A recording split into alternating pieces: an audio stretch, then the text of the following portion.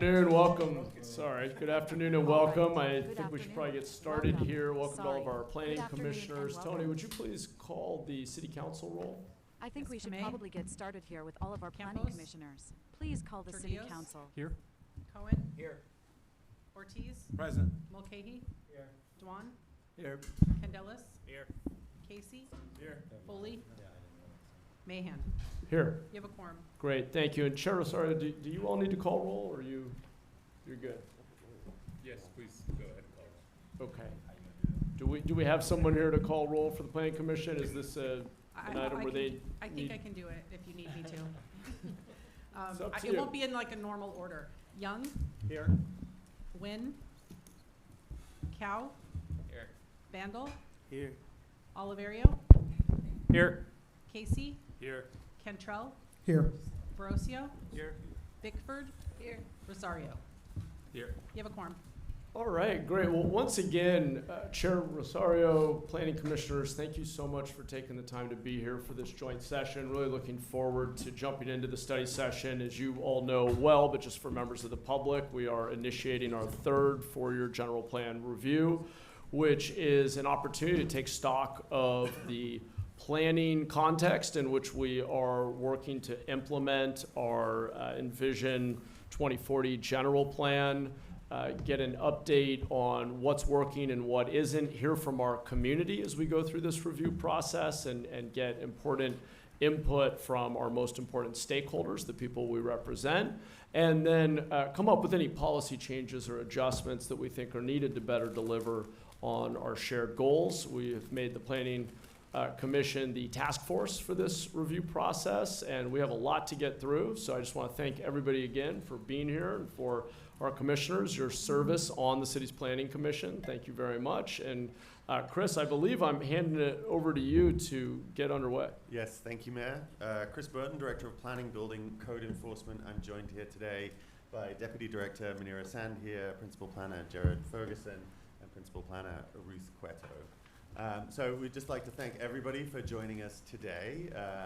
This is our first in-memory joint study session between the City Council and the Planning Commission, so it's great to see you all in one place, and we appreciate you taking the time. As the Mayor said, this is an important moment for us as we kind of leap into our next four-year review of the general plan. And so we wanted to take some time just to help level set and kind of help everybody contextualize the conversation that we're going to have over the next 12 months with the Planning Commission standing as our task force. So, despite all our best efforts, planning still takes a long time, and that's okay. So part of what we want to do today is give you that context of time and how decisions that you will make as city council members on policy, may take several years to turn into planning entitlements, that then may take a couple of years to turn into building permits, that then may take a couple of years or more to turn into buildings. So planning takes a long time. The decisions we make now have impact, far into the future, and we want to give you that context. Obviously, the general plan is an aggregation of layers of decisions that have come before. And so today our hope is to kind of give you that sense of how did we get here to this moment, all of the kind of decisions, not all of the decisions that preceded. We're certainly not going to go back the 150 years or 175 years to the first incorporated city in California, or the 250 years to the initial Spanish settlement, or even further back to all of the indigenous populations that lived here. What we're really going to focus on is the last 30 years of planning policy, and there's a reason why. So when you think about the city and how it grew, certainly post-World War II, we saw a lot of single-family, suburban, what would be categorized as sprawl as the city sort of spread outwards. There's really this sort of breakwater moment as we get through the 1980s and into the 1990s, where we start to think differently about planning. And so through our current general plan and the previous one, a lot of those decisions have been made that kind of led us to this point. So our goal is to kind of take you back in time a little bit, walk through the decisions that got us from that previous general plan to the writing of the current one, and then kind of everything that's happened since. A lot has changed, certainly within the city's context, but also from the state of California and the way we do land use and the way we approach this. Once we've given you that context, we want to talk a little bit about some of the challenges, some of which stem from some of those decisions and the way we've approached it. Some of those are the sort of world that exists around us. And then we kind of want to leave you with the questions we're really going to start asking through the 4-year review process, and talk about sort of, what are the sorts of things that we're going to hope to solve, what are the kind of questions that are ultimately going to find. So just to kind of quickly touch on the agenda, before we get to all of the history, we want to give you a quick sort of refresher on General Plan 101, on what it is, how we use it, what goes into our general plan. Then, as I said, we'll give you that pathway to our current general plan and current condition. We're going to lay out a lot of the key land use issues and emerging issues that are facing us now, then talk about where we're headed before we open it up. It's a lot of content. We've tried to make it as engaging as possible, so we look forward to sharing all of this with you. And with that, I'm going to hand it over to Manira. Thank you, Chris. So I'll be covering some of the basics around the general plan, what is a general plan and how we use it. So the general plan is a city's vision and blueprint for how we grow.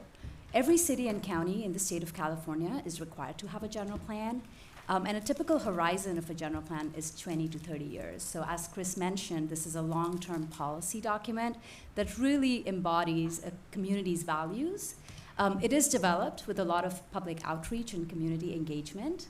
And as you can see, it has a lot of different elements to it that it can inform private development, but also a city's decision on capital infrastructure projects and the services it provides. So in the second bullet there, you can see that state law requires 8 elements in a general plan. Land use is one, which we're going to deeply focus on today, but it also includes elements focused on circulation, so how people get around a city, whether we are focused on transit or transportation networks, multi-mobility, etc., housing, open space and conservation, safety, noise, as well as the most recent edition of environmental justice, which is focused on disadvantaged communities in the state. The housing element deserves its own separate, bullet, because it is the only element in the general plan that is certified by the State Department of Community and Housing Development. It is also different because it is on an 8-year cycle. So as I mentioned, the general plan is long-term, 20 to 30 years. The housing element is on an 8-year cycle. And it includes a number of policies and programs that are focused on housing production as well as preservation. And it includes a regional housing needs allocation, RHNA. And this is a term that you may have heard often where we talk about how the city wants to produce housing or develop housing. And the City of San Jose's housing element goal for this cycle that runs from 2023 to 2031 is actually 62,000 units. So just wanted to end with that number. All right, so how do we use the general plan? So typically a general plan is accompanied by the zoning ordinance. And while the general plan sets the long-term vision and it includes goals and policies and implementation actions on how to effectuate that vision, the zoning ordinance is the implementation tool that looks at creating codes and standards and procedures that can equitably treat any application that comes to the city. And so while you can think of the general plan as the roadmap, the zoning ordinance provides, fills out, it's the nuts and bolts of how a city develops. And so it includes setback requirements, building height requirements, things that really can allow for development to occur.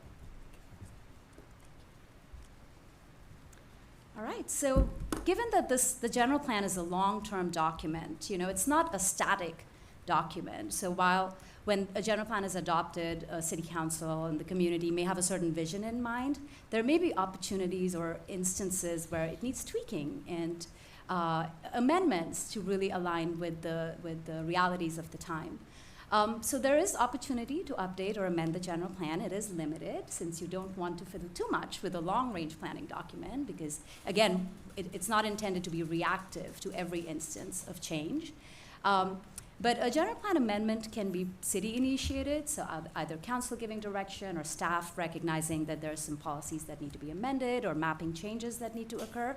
Or it could be privately initiated, where a property owner or a developer can come to the city to request a general plan amendment that allows a certain use or a certain standard for their development.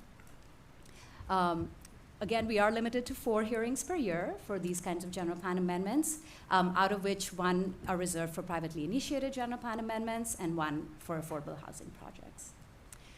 In San Jose, we do provide a unique opportunity for early consideration of general plan amendments. So when we receive private development applications for projects that may be fundamentally inconsistent with some of the general plan policies, the applicants can request early consideration before the Planning Commission and City Council to get an early understanding of whether that project is right for the city or should be continued processing, or is clearly fundamentally incompatible with its surrounding uses or incompatible with the policies and should be denied at that upfront, beginning stages of a project, so you don't have to spend all that time and money going through environmental review and other steps. So that is unique to San Jose. Next.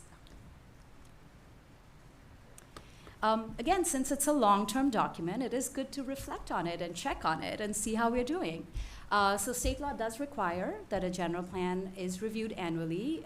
We send out reports to OPR, or now I think the term has changed, the Office of Planning and Research at the state, sometime around March. We bring those reports to the Planning Commission every year between December and February, March. And this sort of just gives an example of what are the things that are covered in the annual report. So we report out on the jobs to employed resident ratio, on how much transportation improvements have occurred, on goals related to our climate smart strategies or our greenhouse gas emission reduction targets. And I do want to take a minute to touch on the jobs to employed resident ratio here, because I think that is an important term that you will hear throughout our presentation.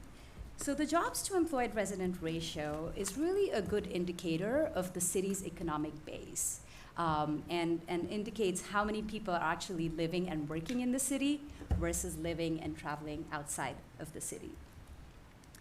I think San Jose, I was trying to pull up the note that I had. San Jose is actually the only big city in the country that is primarily a bedroom community. So as you can see, our current jobs to employed resident ratio is about 0.79 to 0.80, which is fairly low compared to our goal of 1.1, and actually our original goal in our general plan of 1.3. So we do have to face some of those challenges. Some of the other areas that are included in our annual report, we look at commercial square footage of development, industrial square footage of development.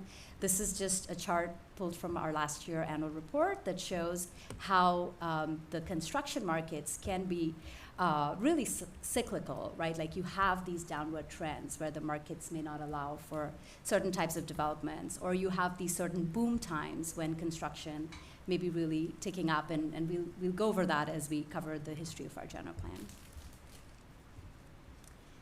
Similarly, we also report on our housing numbers. So as you can see in this chart, again, there is sort of variation across time on how much housing we are producing. In our last year, we had about 2,674 housing units permitted. I believe that has gone down, and we will touch on that in a few minutes. But historically, on average, we've produced about 2,666 units every year. And if anybody's good at mental math, I would invite you to think about the 62,000 unit RENA number and compare that with our average sort of data and guess how many years it would take for us to get to those 62,000 units. And I actually had the benefit of looking it up in a calculator, so it's 23 years.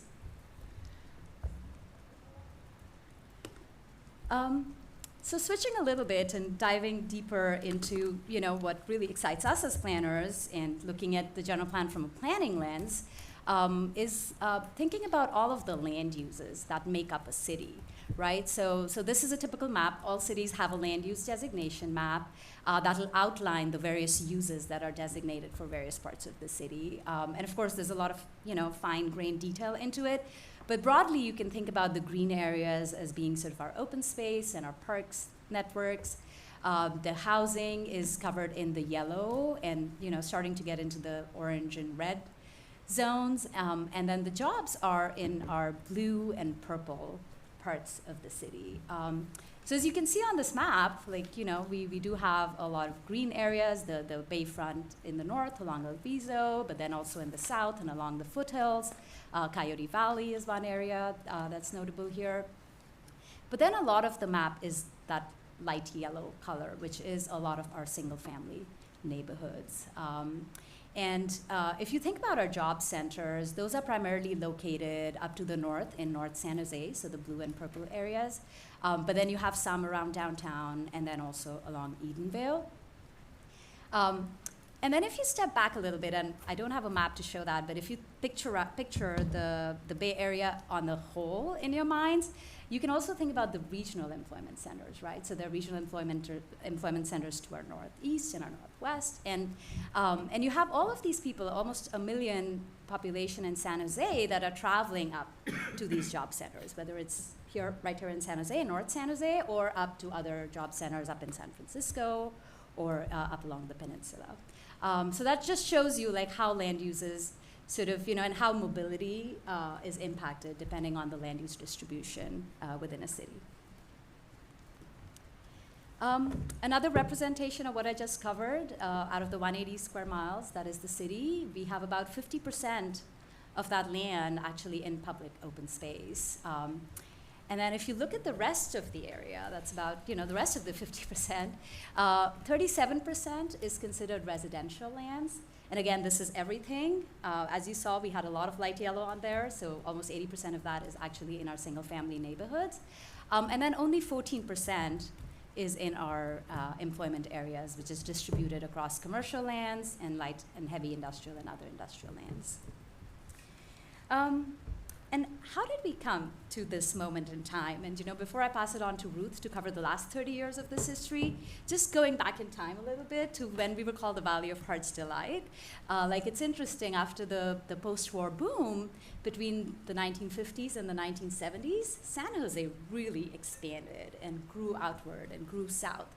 And one of the interesting numbers that I'll end with here is that we actually had almost 1,400 annexations over the course of those 2 decades, between 1950 and 1970. So that's how we have these land uses that currently exist in our framework. So with that, I will turn it over to Ruth to take us through the rest of our history.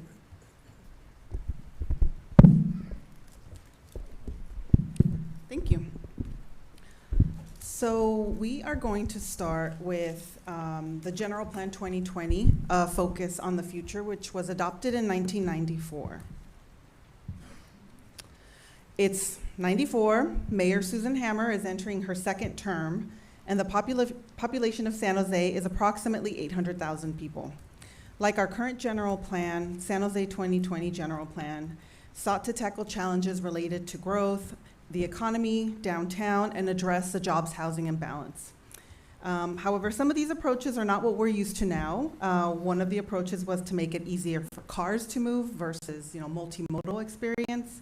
It also, the densities were a lot lower than what we see today and what we try to strive for today. And there were several alternative use policies that allowed for exceptions to rules. So while the plan did include some bicycle and transit-friendly transportation policies, management really relied heavily on making it easier for vehicles to move throughout city highways and streets. For example, during this time is when we saw heavy investment in the expansion of Highway 87 and Highway 85.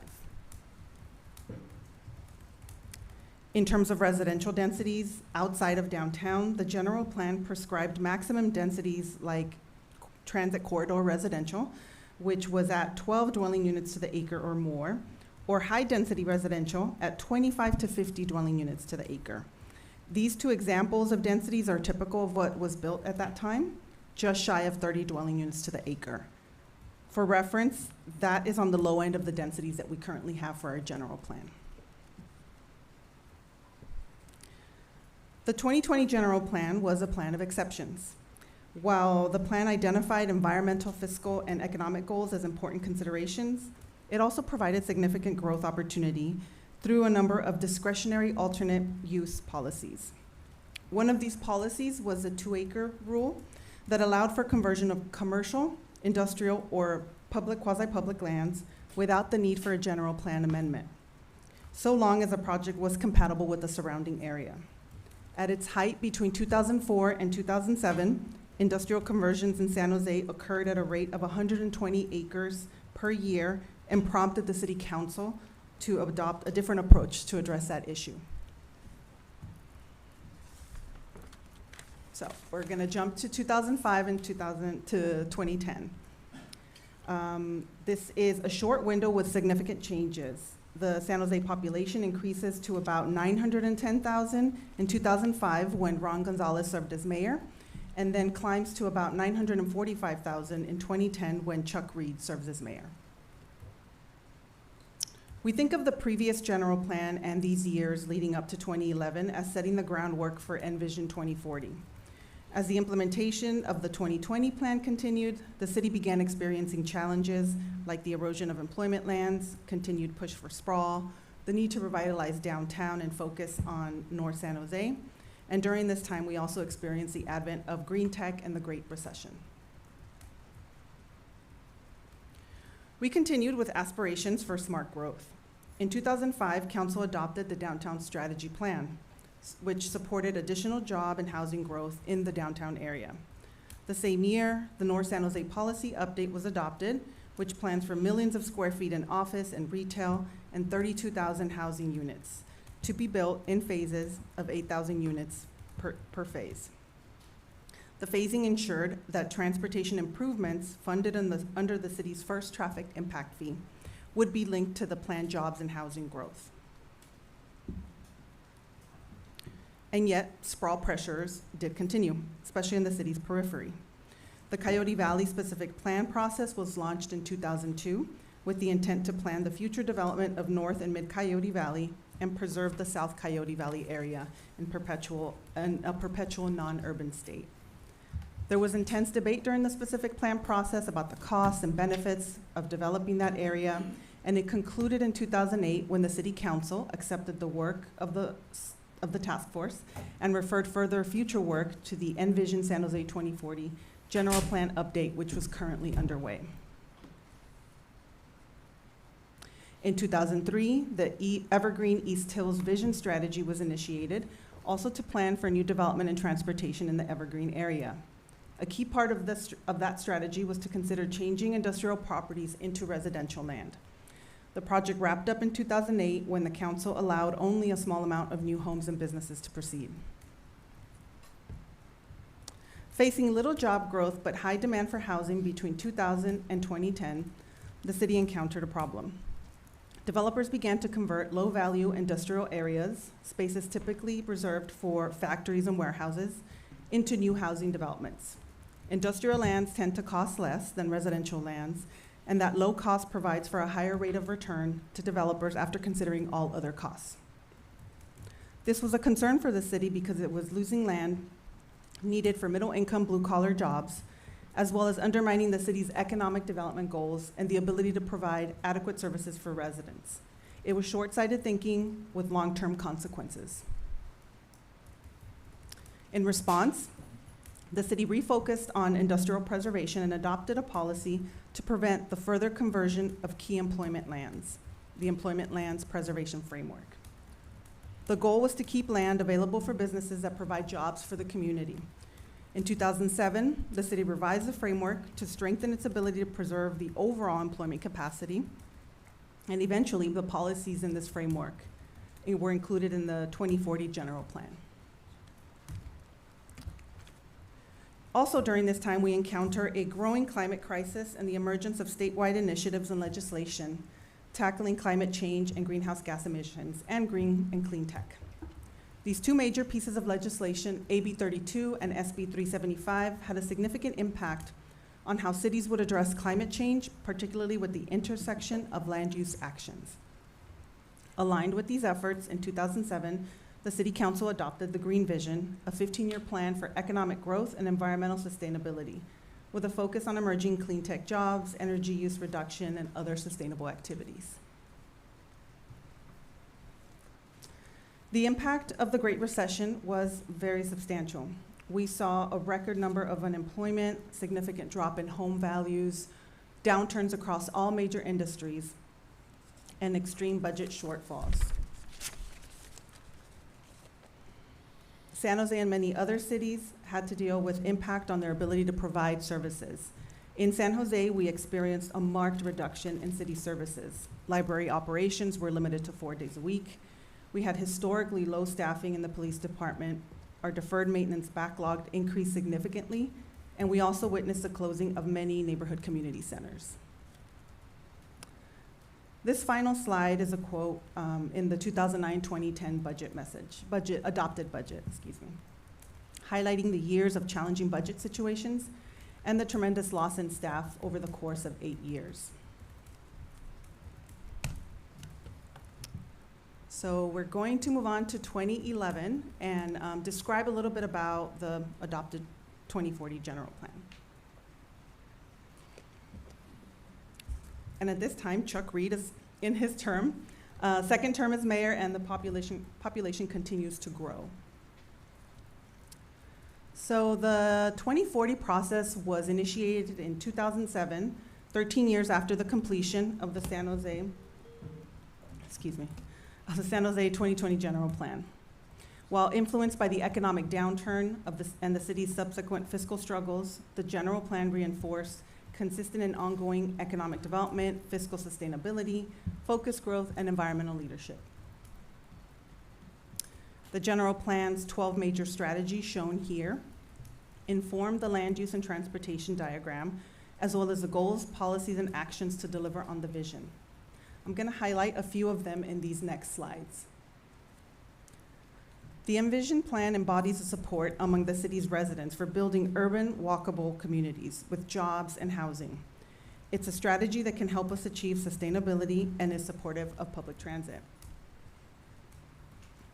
The general plan also says we're going to achieve those walkable communities by focusing 100% of the growth in 16% of the land area, otherwise known as growth areas, and by staying away from all of the area that you see here in yellow, which is residential neighborhood in the general plan, and mostly single-family homes.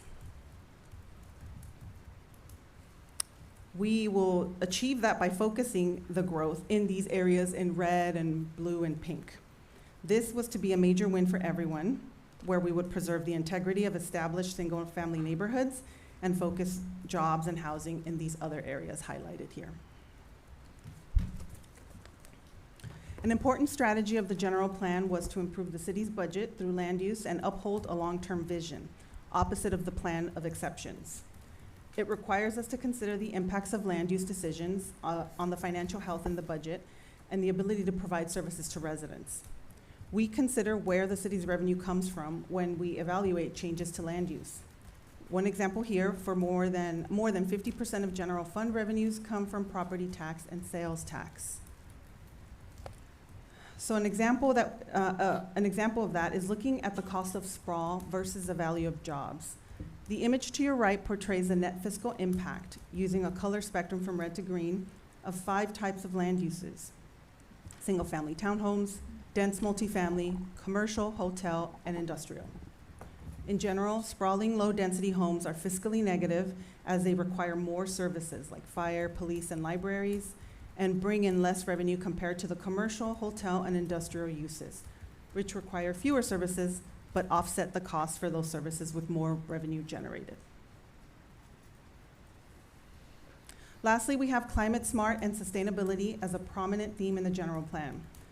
The plan includes numerous goals encouraging green building, water conservation, and other climate-friendly actions. As discussed earlier, in 2007, City Council adopted the Green Vision, and that was eventually incorporated into the general plan and ultimately replaced by the city's Climate Smart Plan in 2018.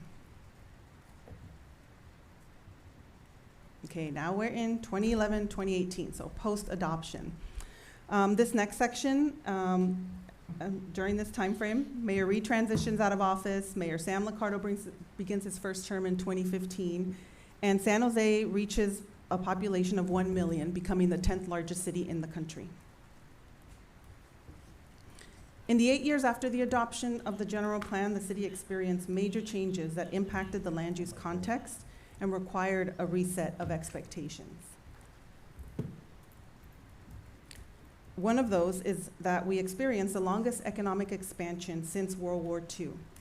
where between November 2011 and the end of fiscal year 18-19, San Jose issued building permits for 23,000 housing units, 14 million square feet of commercial, and 9 million square feet of industrial.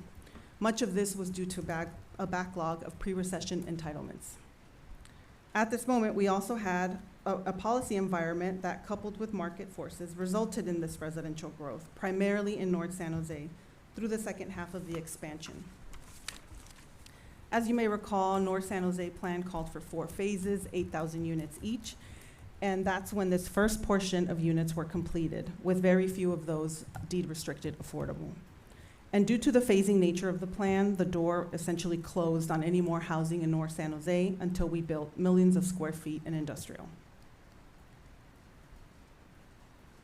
At the same time we're seeing this increase in housing production, we're also facing a challenge in building affordable housing. It was a perfect storm. From 2010 to 2015, the city's inclusionary housing ordinance was litigated. And at that same time, we also see the end of redevelopment in California, losing millions of funds in affordable housing. 20% of redevelopment dollars were allocated to affordable housing. This support from redevelopment was how San Jose became one of the highest producing cities in terms of affordable housing.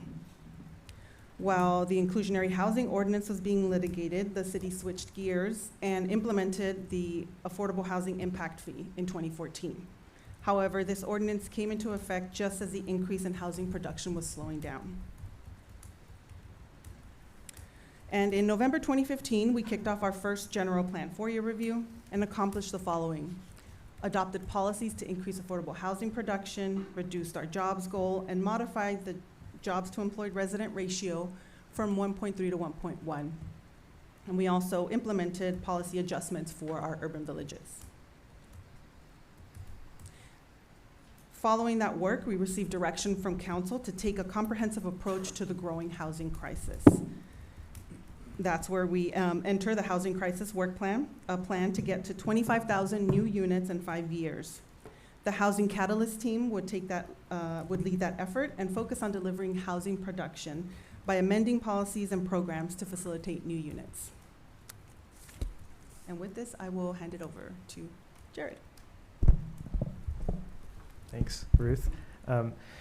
So in 2018, and more so moving into 2019, in addition to the city's emphasis on the housing crisis, the state also began taking an even more direct interventionist role in the housing crisis, which fundamentally and permanently realigned how we think about land use and local control.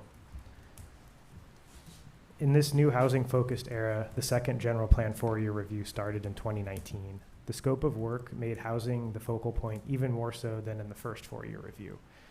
We look for other opportunities for housing within our neighborhood business districts, which were not designated as urban villages, and many were primarily commercial and did not allow for housing.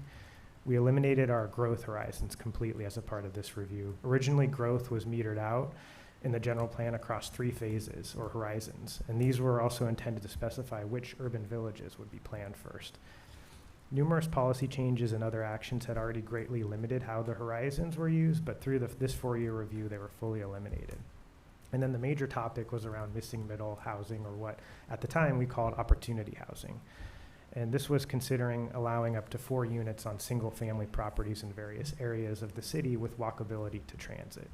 RIDA staff was preparing to go to City Council with recommendations to move forward with this proposal based on feedback from the task force. SB 9 was signed into law. SB 9 allows duplexes and lot splits in single-family zoning statewide. The decision was made to monitor SB 9 implementation rather than pursue the city's own approach.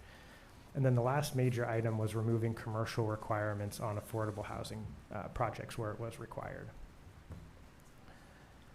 As we moved into 2018, the state really started to rewrite the playbook for cities, including charter cities like San Jose.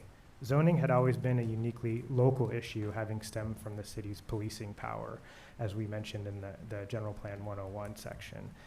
The state changes have heavily impacted San Jose, as we have historically used our general plan as a place to include more policy or land use elements that are typically part of a zoning ordinance. These are just a few of the changes the state has made to the framework around land use in cities since 2018. SB 35 allows for the streamlined ministerial approval for affordable housing and mixed income housing projects. This means that no hearing is required and projects are exempt from CEQA. AB 2162 was approved near the same time and allowed a similar approval process for supportive housing. SB 1333 required charter cities like San Jose to have a site zoning match its general plan designation, which was a major shift for San Jose, and impacted many of our general plan policies and how land use had worked for us in the city for decades. And then SB 330 modified the Housing Accountability Act and greatly limits the city's discretion in housing approvals. Limits our ability to downzone properties and also ensures that all of our development standards related to housing must be objective.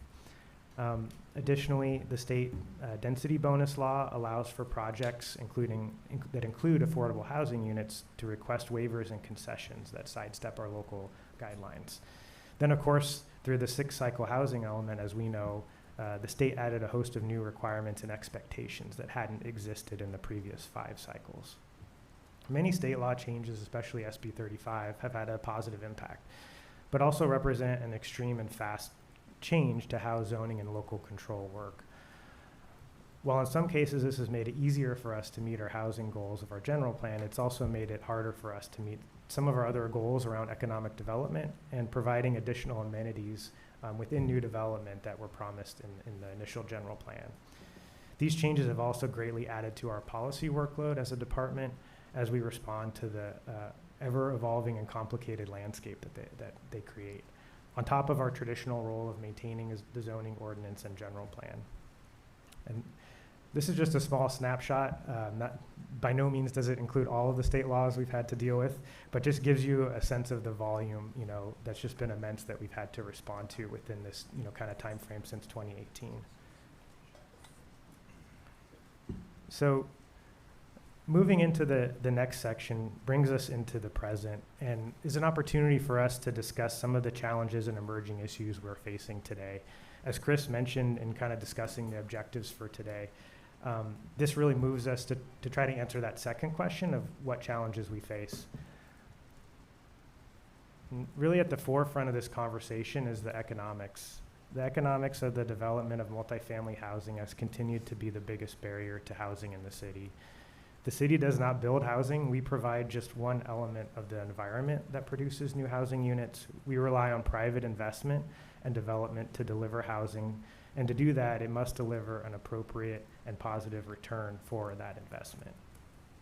As a part of our first housing crisis work plan that was initiated as a part of the last housing element, the city began conducting annual assessments of the financial feasibility of multifamily development throughout the city in what we call our report on the cost of residential development. As a part of this, the city completed reports in 2018, 2019, 2022, and 2023. A new report is anticipated later this year. As a part of that first report in 2018, rents were continuing to rise substantially in San Jose, and while feasibility was challenging in many submarkets within the city, there were areas such as West San Jose where multifamily development was feasible. However, as we moved into 2019, the trend started to continue where the cost of construction increased, among other factors that led to all development types in that study to be infeasible. Year over year, costs have continued to rise and were exacerbated by the impacts of the global pandemic, where in 2022 and 2023, feasibility continued to grow even more challenging. Other factors have also weighed on feasibility, such as interest rates and insurance costs.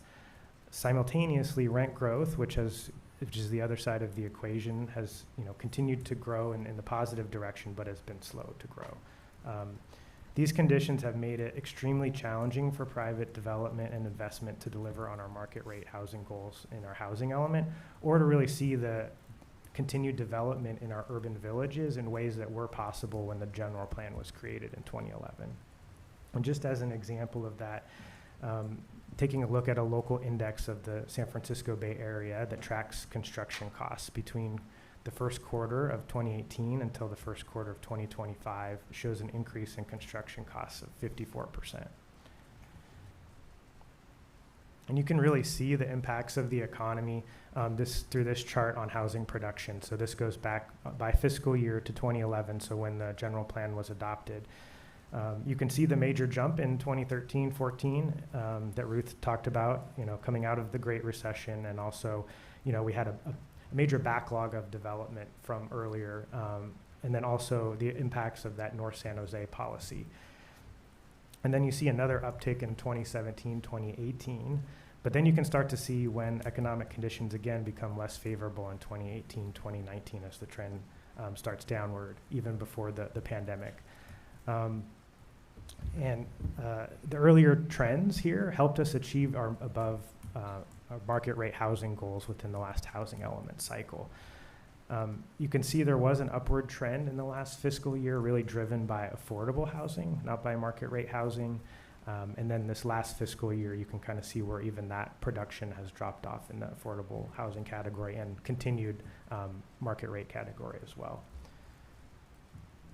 So getting into some of the more, getting into the direct city, So also included in our report on the cost of development, we take a look at the city's fees and taxes, which are really our area of direct control. And so in the last report in 2023, the city's impact fees and taxes are just below 8% per unit total. Our city's permitting costs are less than 1% of the unit costs. And so we continue to monitor this and look for opportunities for changes in ways that could help move housing forward, as with our multifamily housing incentive program and our continued downtown high-rise program.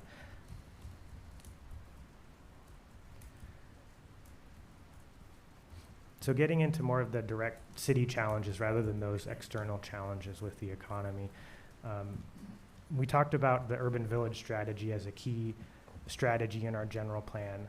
The focused growth meant that all our housing growth was to occur in urban villages. But to add that housing capacity and to unlock that growth in each of the 62 urban villages, each requires a comprehensive plan. Until the plans are completed, the commercial properties, with some exceptions, do not allow for residential or mixed use. The prospect of completing individual plans for each village has been a monumental task. Almost all of our plans have been reliant on external grant funding. Additionally, as we shared previously, the urban villages were set out in phases that were via our growth horizon. So that meant certain villages were meant to be planned across 3 phases. So all this was accelerated when those horizons were eliminated. On a more positive note, although we spend a lot of time lamenting that only 15 of the 62 have been planned, from an overall city perspective, we've planned nearly 50% of the total land area across all 62 villages. Additionally, state requirements through various laws, especially in the last 5 years or so, as I mentioned earlier, have greatly weighed down our resources to allow us to do this community-based planning work. Typically, on average, these plans take about 3.5 years. The major component of the process that takes the most time is the engagement with the community during the urban village planning process. Okay, so to give you a better sense of where we are in planning our villages, we put together this new map that gives you what villages we've completed and what's underway. It also outlines some of the initial strategies we've talked about in terms of how we can group and streamline our work around urban villages to expedite the process. So everything you see in dark red and light red is completed. Yellow are the 2 areas or villages that we're currently underway right now planning. So you have the Saratoga Avenue and the El Paseo effort going right now, and then the Alum Rock East Urban Village is underway. So the ones in light green and dark green, these are 2 light rail station corridors. So on the north is the Capitol Avenue light rail corridor, and then in the south in light green is the 87 light rail corridor. We'd like to plan these villages together as one effort to try to streamline that work, and also see how much work within the MTC TOC policy aligns with what needs to be done to complete those villages as well. So in orange, these are all of our, what we call our neighborhood villages. Nearly all of these are fairly small, and our strategy that we'd like to pursue moving forward is to make some specific land use changes to allow mixed-use development at certain locations within these villages without completing a comprehensive individual plan for each of the villages. Given the size and number of these villages, we think that that might be a more appropriate process for them.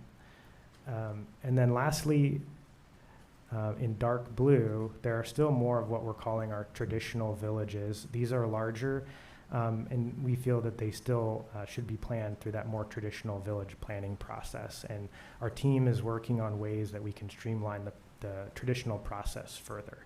And this is a topic we'll discuss more in the four-year review and in our next section of the presentation. So getting back to some of the challenges to the urban village strategy as well. The strategy in 2011, when the general plan was adopted, was not just about allowing mixed-use development on 100% commercial sites throughout the city. The initial strategy included significant upzoning of existing multifamily residential properties. In the previous general plan, high-density residential, as Ruth had mentioned, was the highest residential designation we had was 25 to 50 dwelling units per acre. However, under General Plan 2040, we have our urban residential designation, which is not our highest designation, but is one of our typical ones in urban villages, and that goes from 30 to 95 dwelling units per acre. And this is really demonstrated through the assigned capacity and makeup of the Southwest Expressway urban village. This is a corridor along Southwest Expressway where there are 2 light rail stations. And here's a map of that area with all the current uses. Everything in light purple is currently residential. And so about 65% of that village area, total area, is existing residential properties.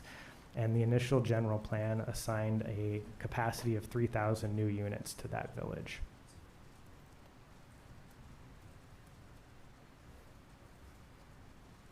In 2015, the thinking around the policy of upzoning and the replacement of apartments shifted, especially around those units under the city's rent control ordinance.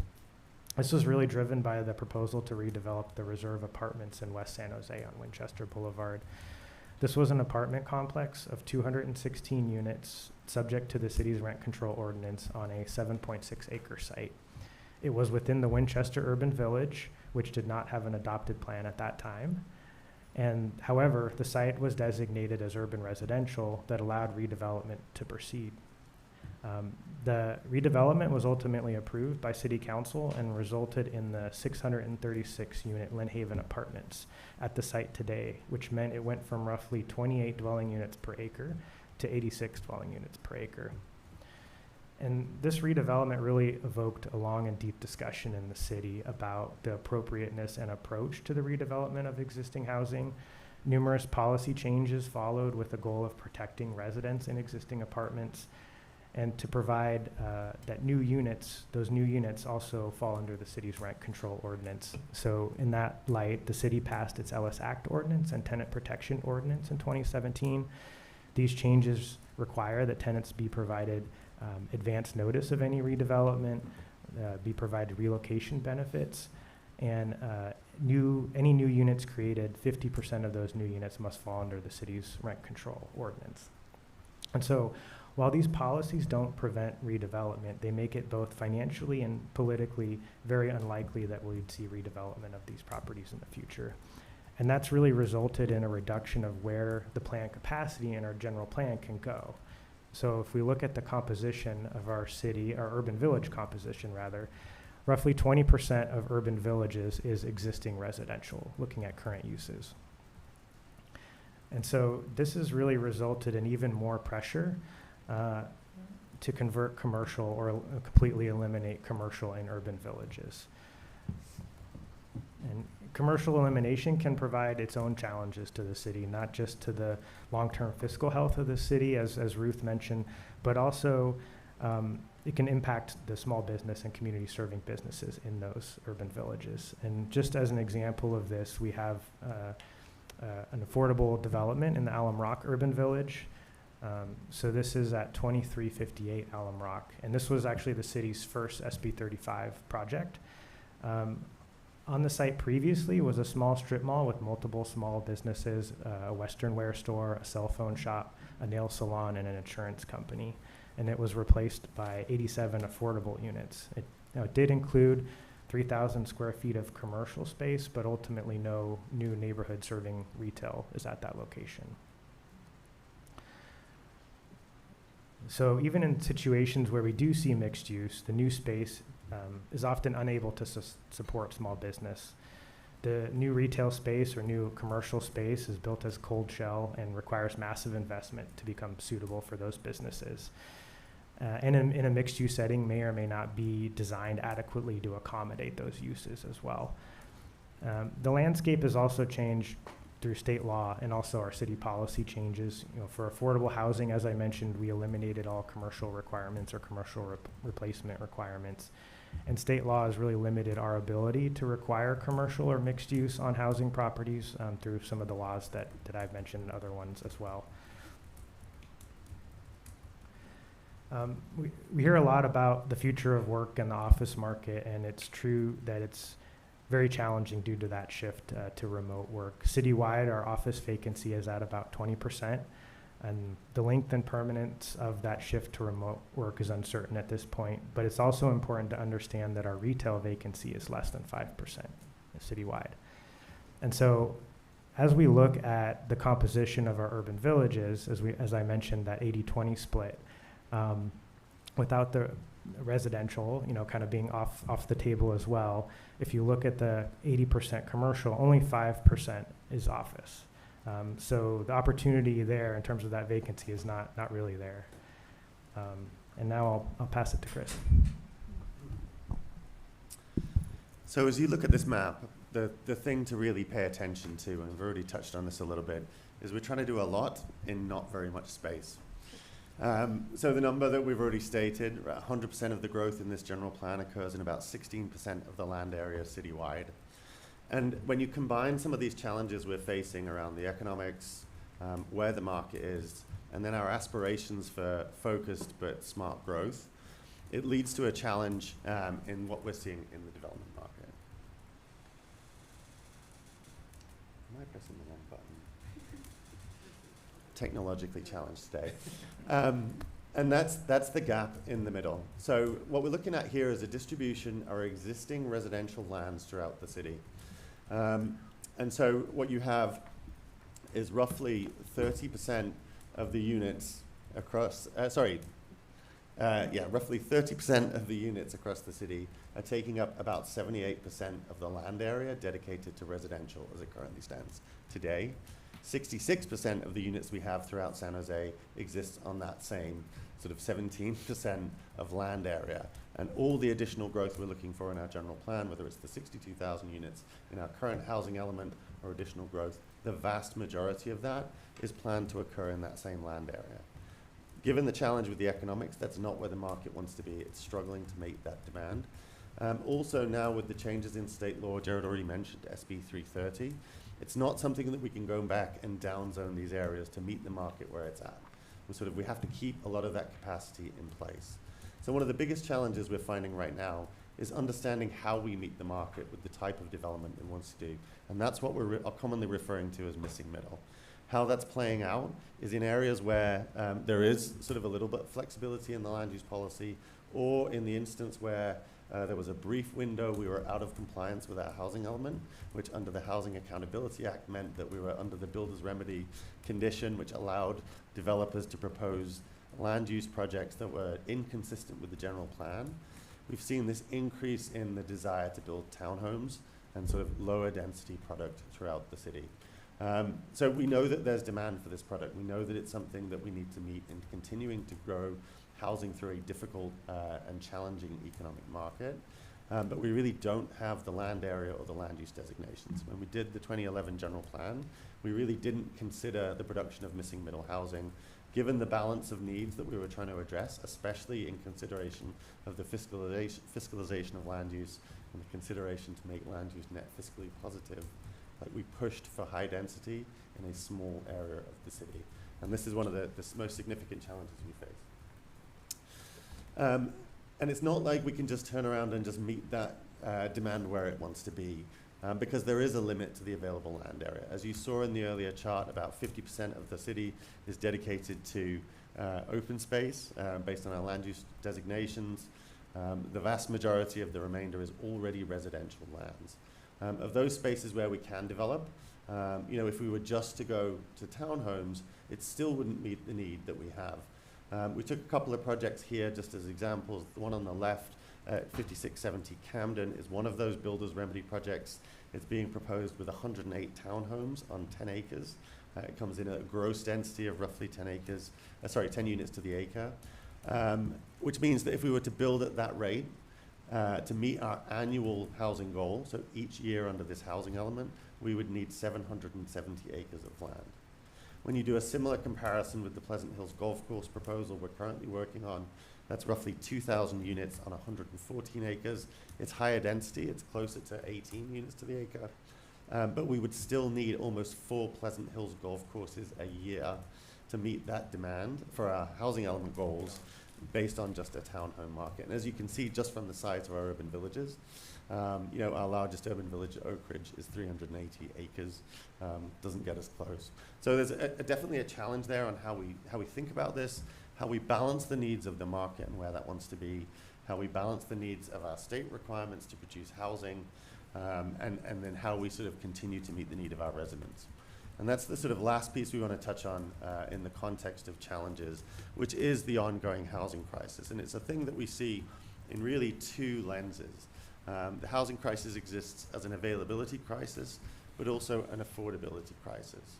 So as we've seen this massive economic expansion throughout the entire Bay Area over the previous expansion, sort of post-Great Recession right up to the pandemic, which really kind of changed the game a little bit. We've not kept pace as a region with housing production. We've seen massive expansion in employment. We as a city have done everything we can to try and meet that demand and produce housing. Other cities around us have not. And it puts us in a backlog. So there's an availability crisis, which continues to put pressure on the economics from a rent perspective. Now, in San Jose, that exists an affordability crisis. We've seen increased pressure around existing housing stock, which for us is a lot of single-family homes on a very large land area. And it's pushed some amount of that multifamily development, but not everything we want to see. Now, just, again, meeting the market where it wants to be right now with townhomes helps address some amount of that market. It hits a certain segment, certainly those areas that are pushing into the outliers of the Bay Area that are increasing the commute challenges that we face. However, it's not meeting the needs of all of our residents. So based on just Redfin, looking at July of last year, new townhomes being built in the city are running somewhere north of $1 million a unit. That means you've got to have at least $200,000 in money to put down, and you've got to be earning somewhere between $280,000 and $360,000 a year as a household just to be able to afford that. That puts it somewhere between 140 and 180% area median income. So clearly, while we're sort of hitting on the availability piece, it doesn't really address the affordability crisis that we still face and still unique to San Jose. So that's outlined many of our challenges. I'm just going to keep pointing at Ruth. It's much easier. So I want to touch a little bit on kind of where we're headed next. So as we've mentioned, we're headed right now into our 4-year review. Just to sort of touch on that, the reason that we have the 4-year review in the general plan, it is somewhat unique to general plans. You don't see this in every city. The idea was we didn't want to keep rewriting the general plan. We wanted the opportunity to adapt to all of those conditions that we've just described. And the way that we do that beyond our annual work on policy is to say every 4 years, we're going to do a check-in, we'll take on these major issues, we can adjust our general plan. And as such, it actually gives us sort of a more of a runway. General plans have a horizon of 20, 30 years. Most cities rewrite them every sort of 10 to 15. So we're now going on into year 14. We're going to do a 4-year review. That will give us sort of more run on this. And it allows us to sort of, consider all of that work that has come before, but continue to pivot to fine-tune as we go. So Council's given us the scope for this 4-year review. There are some significant timeline crunches that we're considering as we think about this work. And so as a result, we've really focused the scope on that 4-year review. So what's the timeline crunch? what's really that housing element. So the last housing element, and I mentioned the builder's remedy situation that we found ourselves in for a period of time, creates a challenge for us because if we don't have that certified housing element, it will open up a lot of these land areas for land uses that are outside of our control. So we're really focused on delivering a complete and certified housing element by 2031, January 2031, which seems a really, really long time away. But as you'll recall, I started this presentation by saying planning takes a long time, and this is why. So we know that we're going to get additional unit requirements above the 62,000 that we already have planned. That 62,000 pretty much puts us at capacity in the current general plan. So we know that we need to expand the capacity overall. To do that, working back, it took us about 2.5 years to write the last housing element. So we know that we need to get started in 2027 to give ourselves some buffer so that once we go through the review cycle with the state, that we avoid some of those challenges. Before we get to that, we've got to change the general plan. We've also got to do a new environmental impact report, which is a significant undertaking. We know that we need to start that in 2026, which means we need to get a 4-year review done so we know what we're going to study and what general plan changes we need to make. Hence, we need to do a 4-year review now, and we need to get it done in the space of 12 months. And that's why we find ourselves using the Planning Commission at this time to really focus that review and look at 4 key areas within the general plan. So the 4 topics that we're going to look at within that focus scope that was given by council is increasing that residential capacity so we can meet the demand. Obviously, we don't have all the answers on this right now. We're trying to balance sort of what we assume we're going to get through HCD, through the state, that ultimately comes through MTC and ABAG to give us the number that we're shooting for. So we're planning for that now. We want to look at that gap between where the market is and where our growth aspirations are, and think about how we address the missing middle challenge that we face. We need to think about the jobs to employed resident metric that we have set for ourselves.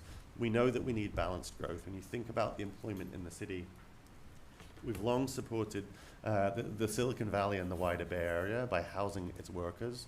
About 60% of those workers leave San Jose every day to go work in surrounding communities.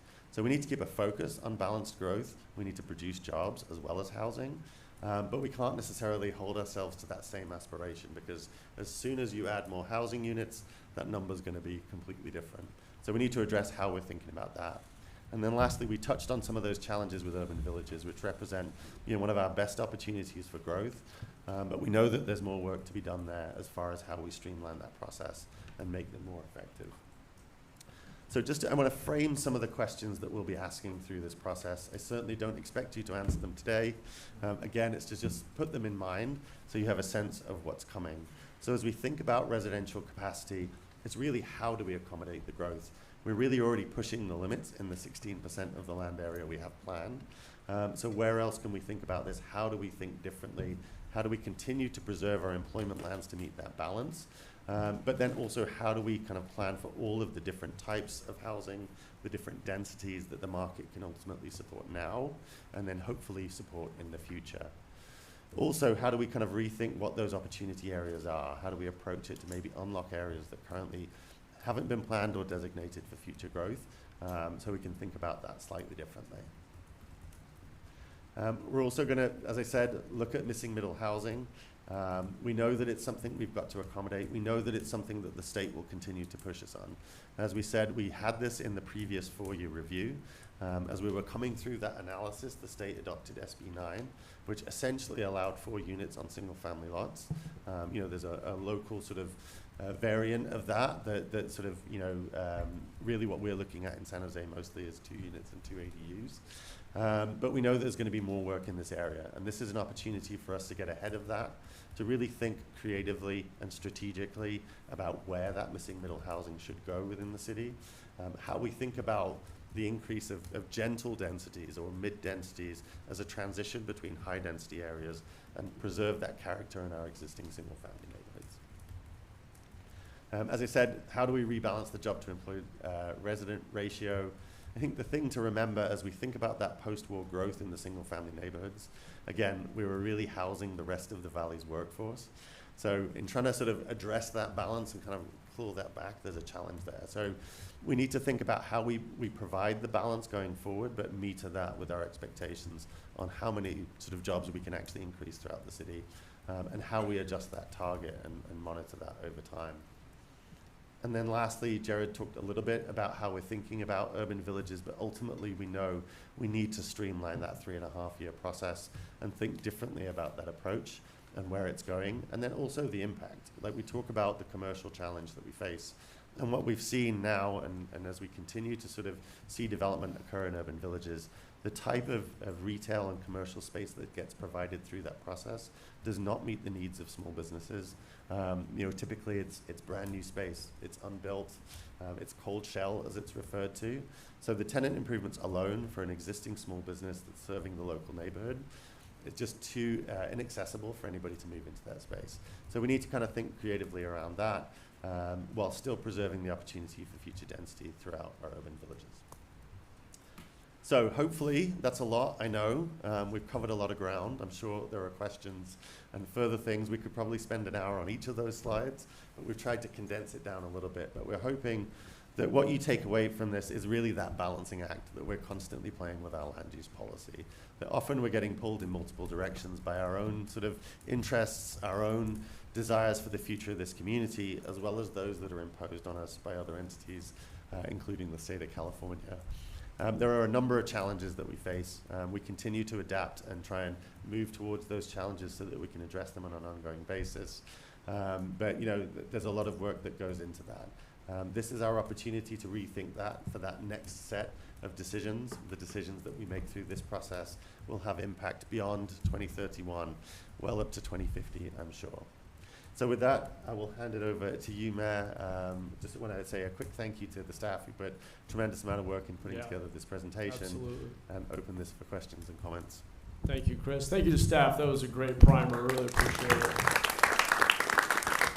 So Manira, Ruth, and Jared, thank you so much for joining Chris and what I think was a very enlightening primer on the general plan and the very real challenges we face. It is like a complicated jigsaw puzzle, and it's not entirely clear to me how we achieve all the goals we have at once, which I think is going to be an important thing for us to reflect on. I will just say as a couple of just opening reflections on the presentation, and then we'll open it up to folks' questions and comments. On the ratio itself of jobs to employed residents, I personally am less hung up on the exact ratio than I am on the importance that I think you reinforced of protecting and maximizing the use and value of the economic lands we have. Because a ratio can be changed on either side. Having more housing, especially if it's relatively dense, should not be seen as a negative thing, even if it makes that ratio worse. What would be a negative way to change that ratio would be to just continue to eliminate employment land, which we did far too much of historically, as I think we've all learned in retrospect. So I do think there's room for some nuance around how we understand that ratio. I also appreciate the highlighting of this notion of gentle densification. The idea that we were going to get 100% of our growth and 16% of the land, I think was optimistic and has proven not to be our reality. State law, whether we like it or not, has changed the game here. And so our task in part is to better manage that gentle densification and look for the areas where we want to encourage it and can do it in a responsible way. One of the few bright spots we've seen in housing in the last decade has been our work around ADUs. And not only has the city led in making it easier to build ADUs, but we were the first to have a condoized ADU in the state of California. And that's an area where I think both we have state law supporting it, we have community buy-in, and we're starting to create a little bit of missing middle housing without just inventing more land, which is not in the cards. I would encourage us to look at PQP land. And I think whether we like it or not, this is coming. And we have declining student enrollment. We have a lot of underutilized or soon to be underutilized school and in some cases religious lands that we need to look at, and we need a strategy. And while I think it would be grossly irresponsible of us to make it easy to just convert all vacant school land into low-density housing, on the other hand, having it sit there vacant and unutilized for 10 or 20 years is also a bad outcome. So one of the questions before us will be, what is the right balance? Where does it make sense to allow redevelopment of that land, and under what conditions? And where do we need to hold the line and ensure that we don't, in 10 or 20 years, look back as we've looked at the decline in our employment land and say, boy, it was a mistake to let all those school sites become townhomes. And so I'm not saying there's an easy answer here. I don't know what the answer is, but it's something we have to study and understand. Because again, the extremes would be a mistake. I don't think we should convert all of it to low-density housing. I also think having a bunch of vacant, blighted school properties that are a drag on everybody's finances and neighborhoods don't make a whole lot of sense either. So I just want to point to that. Let's not forget religious land. We've had some attempts, not a lot of success yet, but that's a lot of land that we need to look at. What else did I want to reflect on? I also just really appreciate the emphasis on streamlining urban village planning and how do we get out of our own way. Unfortunately, and I'm glad we belatedly got rid of the horizons, but we already did a bit of damage by saying, we grew too fast on housing, now let's wait for the commercial to catch up. And then in retrospect, we didn't end up building the housing that could have penciled at the time. And in some cases, I believe in urban villages, getting especially denser housing built and getting more residents and more foot traffic actually becomes a draw for retail and commercial use. I mean, there is a lesson in what we've seen at Santana Row. It's not out, not everybody's gonna be Santana Row, it's kind of unique, and yet you look at the formula and now we're seeing employers in droves wanna be there because it's a really walkable mixed use. It's got amenities, it's got retail, it's got residential, and it wasn't the office user who came first. It was the housing and the retail. And it's a little unique, but there's some lesson there for us. Okay, so anyway, those are a few reflections just off the cuff based on the great staff presentation. So with that, we've got a bit of time now to open it up. Questions for staff, or if folks have some reactions and observations like I just did, let's go around. I will, since Councilmember Trujillo, you are the newest member of the council and a former planning commissioner, I'm gonna let you kick off. And just flag me with your hand and I'll get people in. Go ahead. Thank you, Mayor, and thank you also staff for the incredible presentation. I had two quick questions that I wanted to get things started with. The first, I'm curious about how some of the ongoing program commitments that we have from our last housing element kind of factor into the ongoing work happening with the general plan 4-year review. In particular, we spoke a little bit about the missing middle question here. I know we have a missing middle policy program included in the housing element. We also have our small multifamily housing program that's looking to add 20,000 units of new capacity. So curious if you could just speak a little bit to the sequencing of implementation of that particular program with the 4-year review. Sure, yeah, so Chris talked about the necessity of the 4-year review to set us up for the 7th cycle. It's also really to help us complete on those plans in the 6th cycle. So to get to that missing middle small multifamily program, to fully evaluate our urban village process and amend it, we have to do it through a major update of the general plan. So we're trying to accomplish both tasks of both making sure that we do deliver on those policy goals in the 6th cycle, but also set ourselves up to be prepared for the 7th cycle. So we're trying to do both at once. Sounds good. So I understand one of the questions with that program in particular is where do we put that new density, that new upzoning to allow the small multifamily program? So it sounds like basically the 4-year review will be part of how we determine the sites for that program? Correct. Perfect, thank you. And then we talked a lot about state law here and recent changes in the landscape. I think one of the biggest recent movements here is currently sitting on the governor's desk, SB 79. Curious if you could speak a little bit to the potential of that bill, or I guess the perils of trying to implement that bill in San Jose, but also the potential for adding significant capacity, both as part of the 4-year review and preparing for the 7th cycle housing element. Sure. Yeah. I mean, obviously, we're monitoring it very closely. So SB 79, I think I've tried to give a quick recap of it, but basically around transit stations, and this will impact San Jose, especially around all of our light rail stations and then rapid bus stations. It sets a minimum and a maximum height and allows for residential and all properties around those stations. So if it does get signed, it's on the governor's desk, as you indicated. It will have a major impact on the city of San Jose.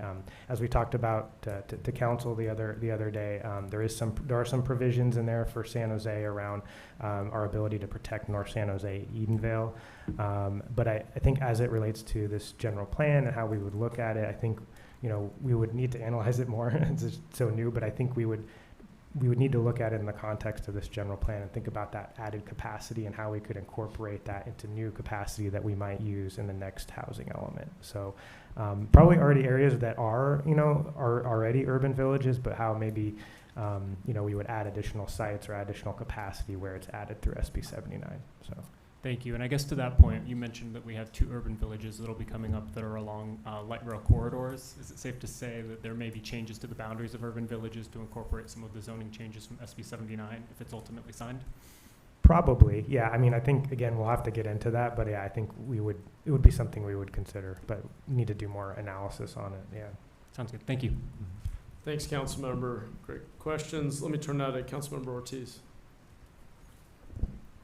Thank you, Mayor, and I appreciate your comments, especially as it relates to the closure of schools. We know that in Alum Rock, there's several schools that are closing, and who knows what lies in the future, and so we need to be very careful with those decisions, because once there is a townhome or an apartment on there, which I'll support, and I'm sure we'll do some of those in the district, but once that's been developed, we can't go back, and so we need to be mindful of those decisions.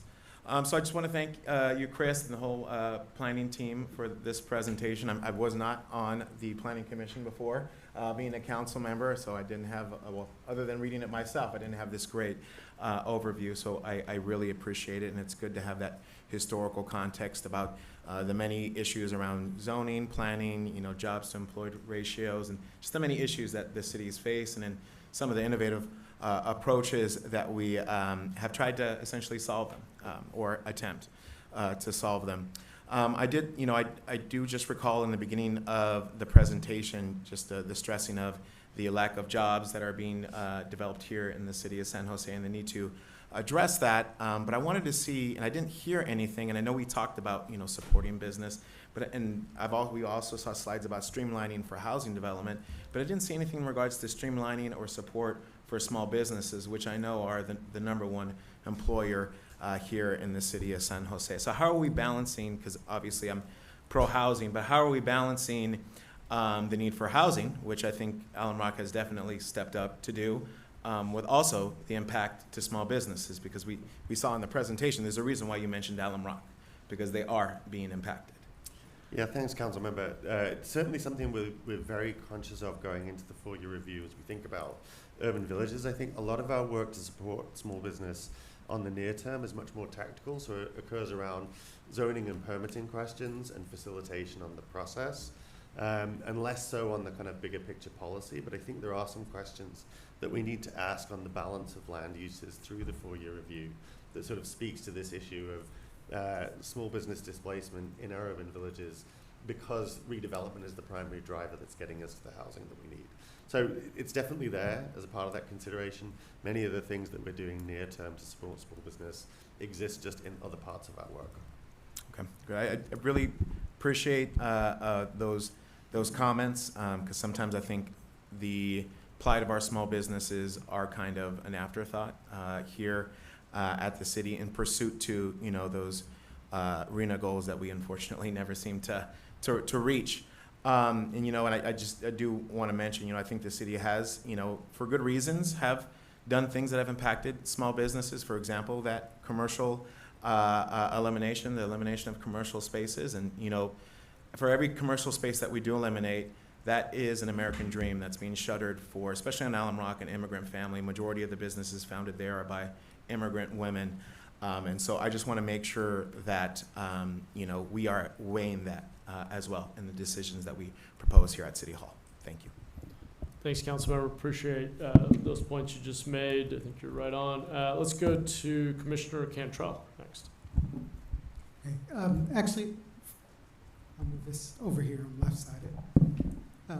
Actually, I want to say first, I am just so elated to see missing middle in our language today, because I think that's just of such importance when so much of our city is zoned single family.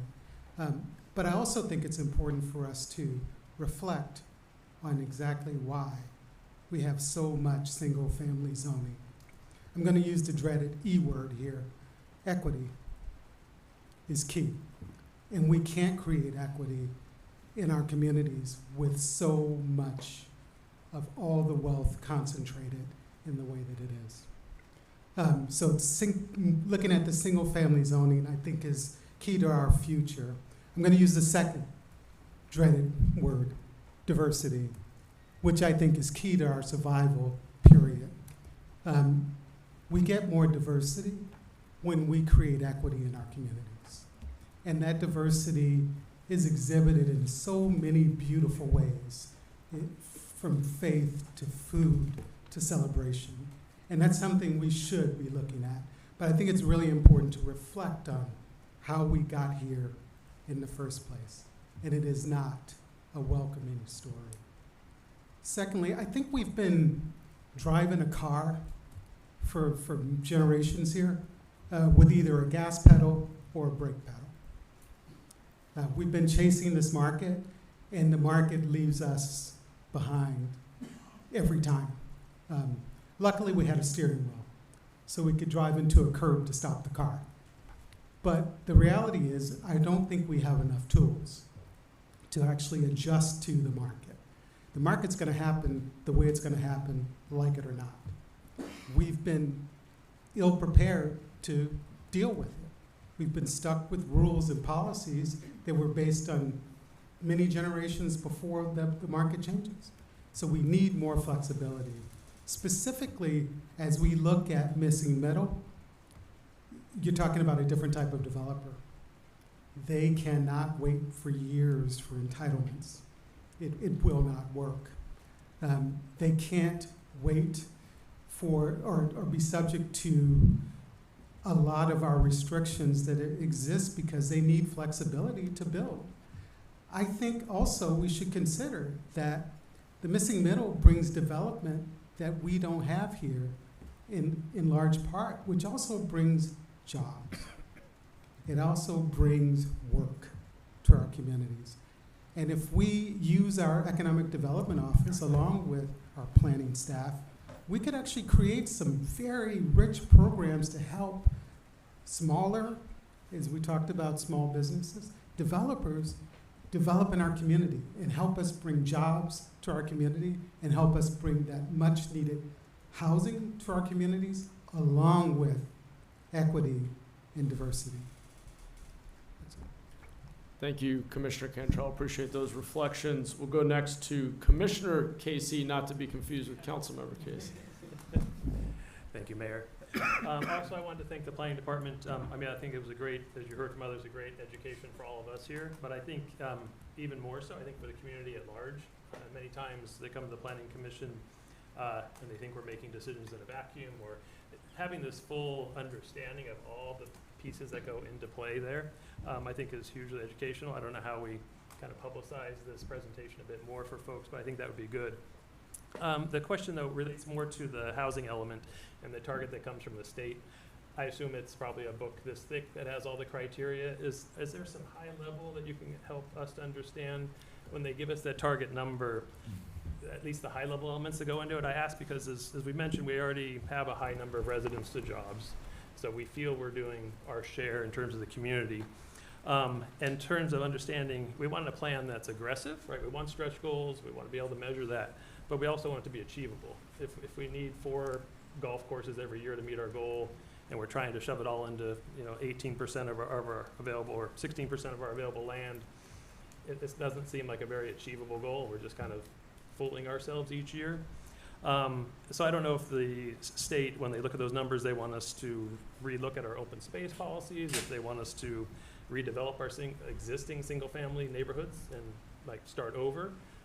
So maybe if you can just give us a little bit more on that housing element from the state. Yeah, I'll try to do my best to keep it as short as possible. You could spend a lot of time talking about how it's calculated. I don't want to get into the minutia, but so every cycle there's an assignment that comes from the state to our regional government entity, so in our case to ABAG.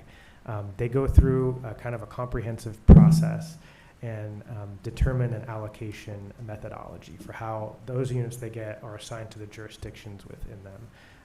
And typically that methodology, there's a lengthy process for developing that methodology. It's based on population growth, overcrowding, existing demand, and so there's a lot of elements that go into that, and kind of coming out of that process is how the jurisdiction gets assigned. This last cycle was particularly high. Lots of jurisdictions, San Jose included, received a very large allocation compared to other cycles.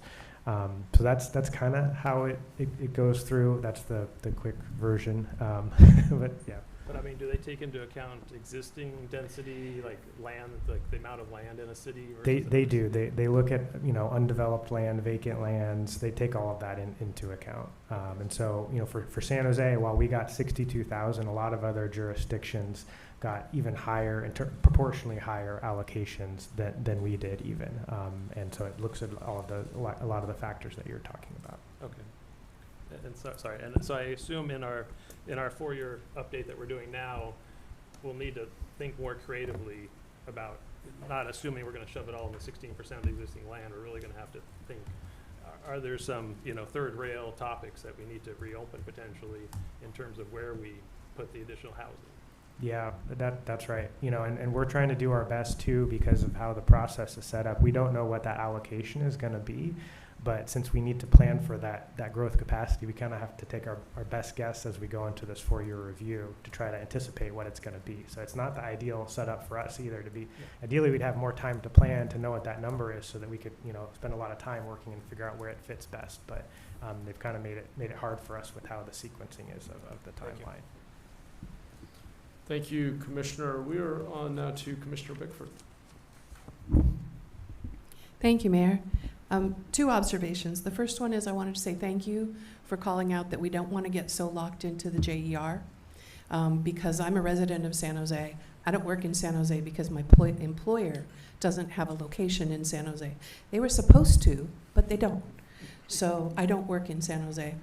And so JER to me is partially a function of what businesses we're attracting, where the employers that can hire people in San Jose are, and also, as another council member said, the small businesses that we are supporting here where we live, and are we actually supporting them and enabling them through city services? The other thing that I've observed is we actually have a lot more open space than I think we observe as available for residential housing. We have a lot of blighted parks in San Jose. I love open space. I want to keep open space, but I can name 4 or 5 large parks in the city that might be better served with housing than with a derelict park. So that's a thing that I would like us to put on the docket and think about. And then I think the other piece, or the last piece, is this ability to potentially convert places that have very old buildings that are vacant. We have a lot of, whether they're commercial or residential properties, that aren't being utilized. And we're not really looking at those as opportunities to do something better for our residents. Thank you. Thanks for those reflections. Appreciate it. Let's go to Councilmember Campos.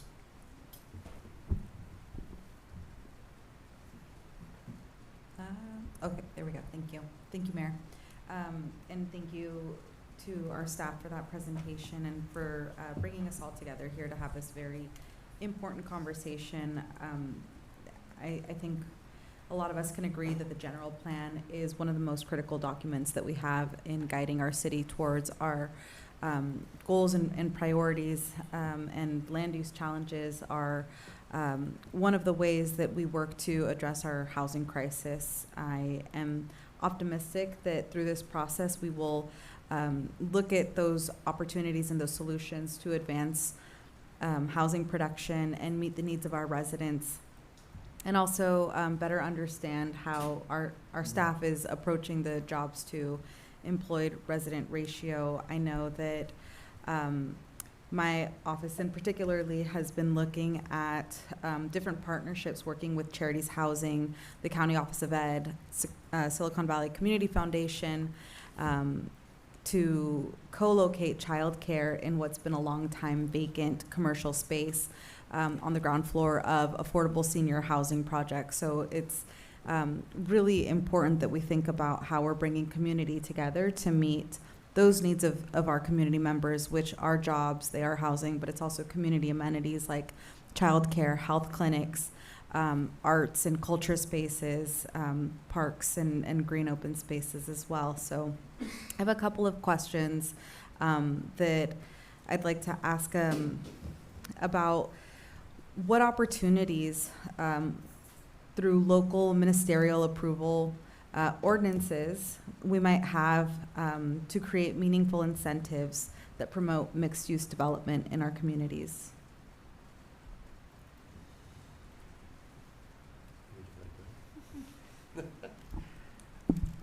I'll start, and then maybe Chris can add. Yeah, I mean, it's a key strategy that we're pursuing. You know, we did implement our ministerial approval ordinance in December. So for urban villages with adopted plans, to submit sites within those villages that allow residential can go through our city's ministerial process. And the benefit of that is that they are exempt from CEQA. And no hearing is required.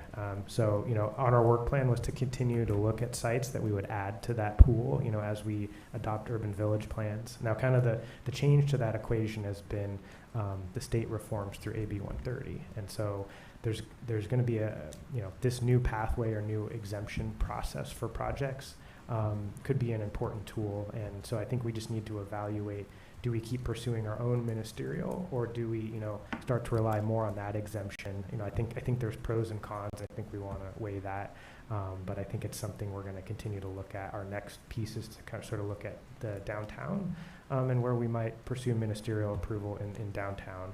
A lot of the work that goes into that is actually the environmental work to approve those policies to have it done. So I think the challenge with mixed use, as I kind of alluded to in the presentation, is that our ability to condition and require commercial or mixed use is a lot more limited under the current environment in state law.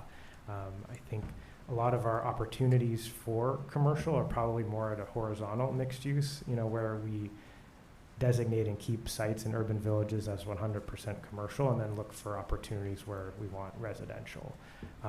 So obviously we'll continue to have policies that will allow for mixed use, but I think what we've seen is it's been very challenging to really deliver on those goals. So. Thank you for that. And because urban villages was one of the key points that we heard in the presentation, I was curious about what staff has learned about urban villages that have hindered our ability to develop housing. I think the biggest challenge that I tried to allude to is that we didn't complete the plans fast enough. I mean, if we really had, you know, completed more of the plans, had more of the area available, you know, there might have been more opportunities to kind of capture the market, I think, as the mayor had mentioned. So I think that's an opportunity where, you know, I think we agree with the approach of what we have, you know, what we were pushed to do in terms of evaluating and trying to figure out ways to streamline those processes. I think where the challenge is going to lie is that in streamlining those processes for urban villages, the most significant component is the community engagement and outreach piece. So we have to kind of carefully balance how we're streamlining with how we're doing that outreach to the community, because, you know, as I said, that's kind of what takes the most time, is that education, communication, and meetings with residents so they understand what's happening, they have a chance to provide input, and then we adopt a policy. So that's typically what drives that 3.5 years for the most part. So I think that's where we kind of have to try to balance. But doing that work unlocks those sites for housing and clears a pathway where they can get approved. Okay. Yeah. If I may add something to that, I think the urban village strategies was really focused on a lot of growth in urban villages, not just housing, but also for jobs. And typically what we've seen is with the displacement issues, like that's not really materialized. So that's something else that we have to consider as we embark on this 4-year review process. Like, how do we think about our urban villages? Like, where are those appropriate areas where we could put certain types of jobs? I think the retail market has held steady, but the commercial market, the office market has really gone down. And we're certainly not seeing that kind of development in these urban villages. Thank you for those responses. Thanks, Councilmember Campos. Let's go now to Councilmember Condelas. Thank you, Mayor. Thank you for the presentation and the time for engaging us. I think a couple high level thoughts. You know, one is I think the presentation showed me is one could argue that our focused growth and our grand bargain that was struck, you know, a decade plus ago, have come at a tangible cost, and that's inadvertently creating an intensified housing crisis because of our lack of housing production. And thus, we as a city and thus as leaders, are responding to what we're seeing on the streets. We know it's rents are really expensive. We know housing affordability is tough. There's a lot of folks who are unhoused. We are investing millions of dollars that we haven't ever in emergency interim housing, in actions to house, those who are down on their luck. And so, retrospectively, Monday night quarterbacking, we're all 100%. And so I think it's important for us to look at a couple things. One, there was a slide in the presentation, it was a little disheartening. Page 53, slide 53 is city costs and things that we can do are not significant enough to move the needle. That was one of the presentations, that was one of the notes. And we invested in a high-rise incentive to try to spur some housing units production in downtown in places that make sense, which I was fully supportive of. We got some units online, we approved a couple applications that came before us, but we need more. And so that's a tough challenge. The neighborhood villages and unplanned villages. I do have a question on slide 55. There was a couple properties that were highlighted as neighborhood villages or unplanned traditional urban villages.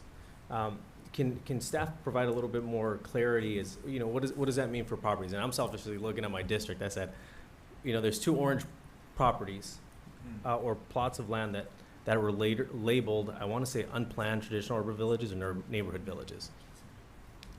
Yeah, so neighborhood villages are the orange ones, and there's about 18 throughout the city. I think we've only planned one of them, so all the orange ones are unplanned. Typically, most of them are fairly small. There are some larger ones, but we're trying to rethink maybe the strategy around how we plan those. As I said, each village, we've typically done its own individual comprehensive plan. Our thinking is that to try to speed up to get all of these 18 done, we would do them kind of as one effort potentially and go in and make, kind of strategic land use changes within those cities to allow for housing on certain sites, but not have a specific separate written plan. We would do some, community engagement, but it wouldn't be to the level of having, just like we do a urban village process. Now the blue, what we're kind of calling our traditional, that we would continue to have maybe more of the, we want to streamline it, but we'd still have the more traditional process where there would Standards, be a document. et cetera. Yeah, no, I appreciate that, Jared. And look, I think it's, we're trying to be ambitious with our goals, but we're also trying to, be predictors of the market, which is tough to do. And so I appreciate the mayor's comments and the creativity around PQP land. Granted, those are lands by our partner educational institutions, and so as part of this review, I'll challenge to see where we can hold the line and where can we help our partners visualize and envision these assets to help meet mutually beneficial goals. And that's very difficult. I think every single one of us has, well, mayor, except the mayor has everybody, but every single one of my council colleagues has schools in their district that for one reason or another are closing. And so I think that's especially helpful. And again, the missing middle conversation and the thought around being purposeful about what kind of housing we can generate outside of single family homes is important.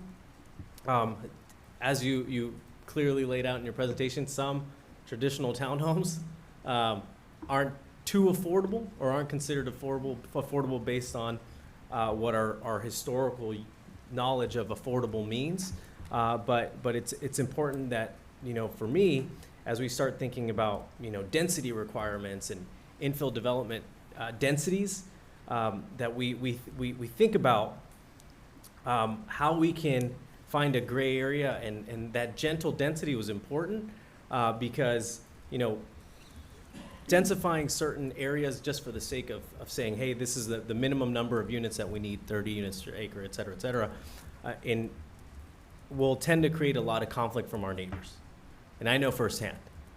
So I think if we are to set our ambitious targets, I think we also have to be realistic and what's actually going to be buildable. And so I'll leave that thought, and then I have one more question regarding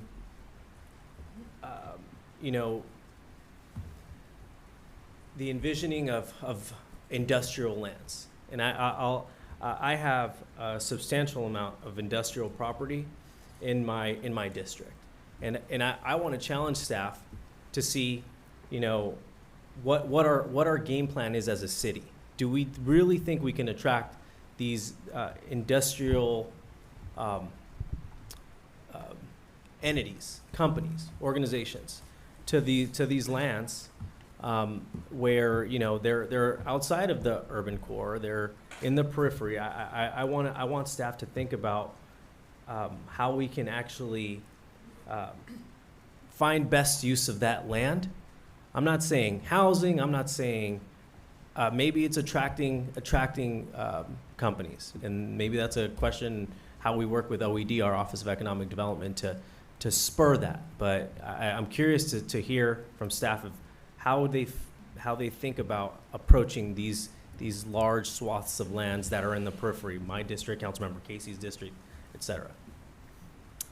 Yeah, thanks, Councilmember. That's a good question, and I will make the distinction between industrial lands and industrially designated lands, maybe. So, and we could probably do a whole separate study session on this particular part of the city and how it ended up blue on the map, considering that there's really not the transportation infrastructure, roadway network, or even sort of desire for the market to be there. I mean, again, when we talk about the layers of decisions that have been made by prior councils, this is one of them. This intent in sort of, as we look at this, and this is true for the way that Coyote Valley's been looked at, certainly parts of Evergreen, other parts of the city, past interest in the employment lands has been sort of more distributed. But what we've seen over the last sort of 25 years is really this concentration, right? And what the employers tend to want to be close to now is accessibility for their employees. And we've seen this certainly since post-COVID,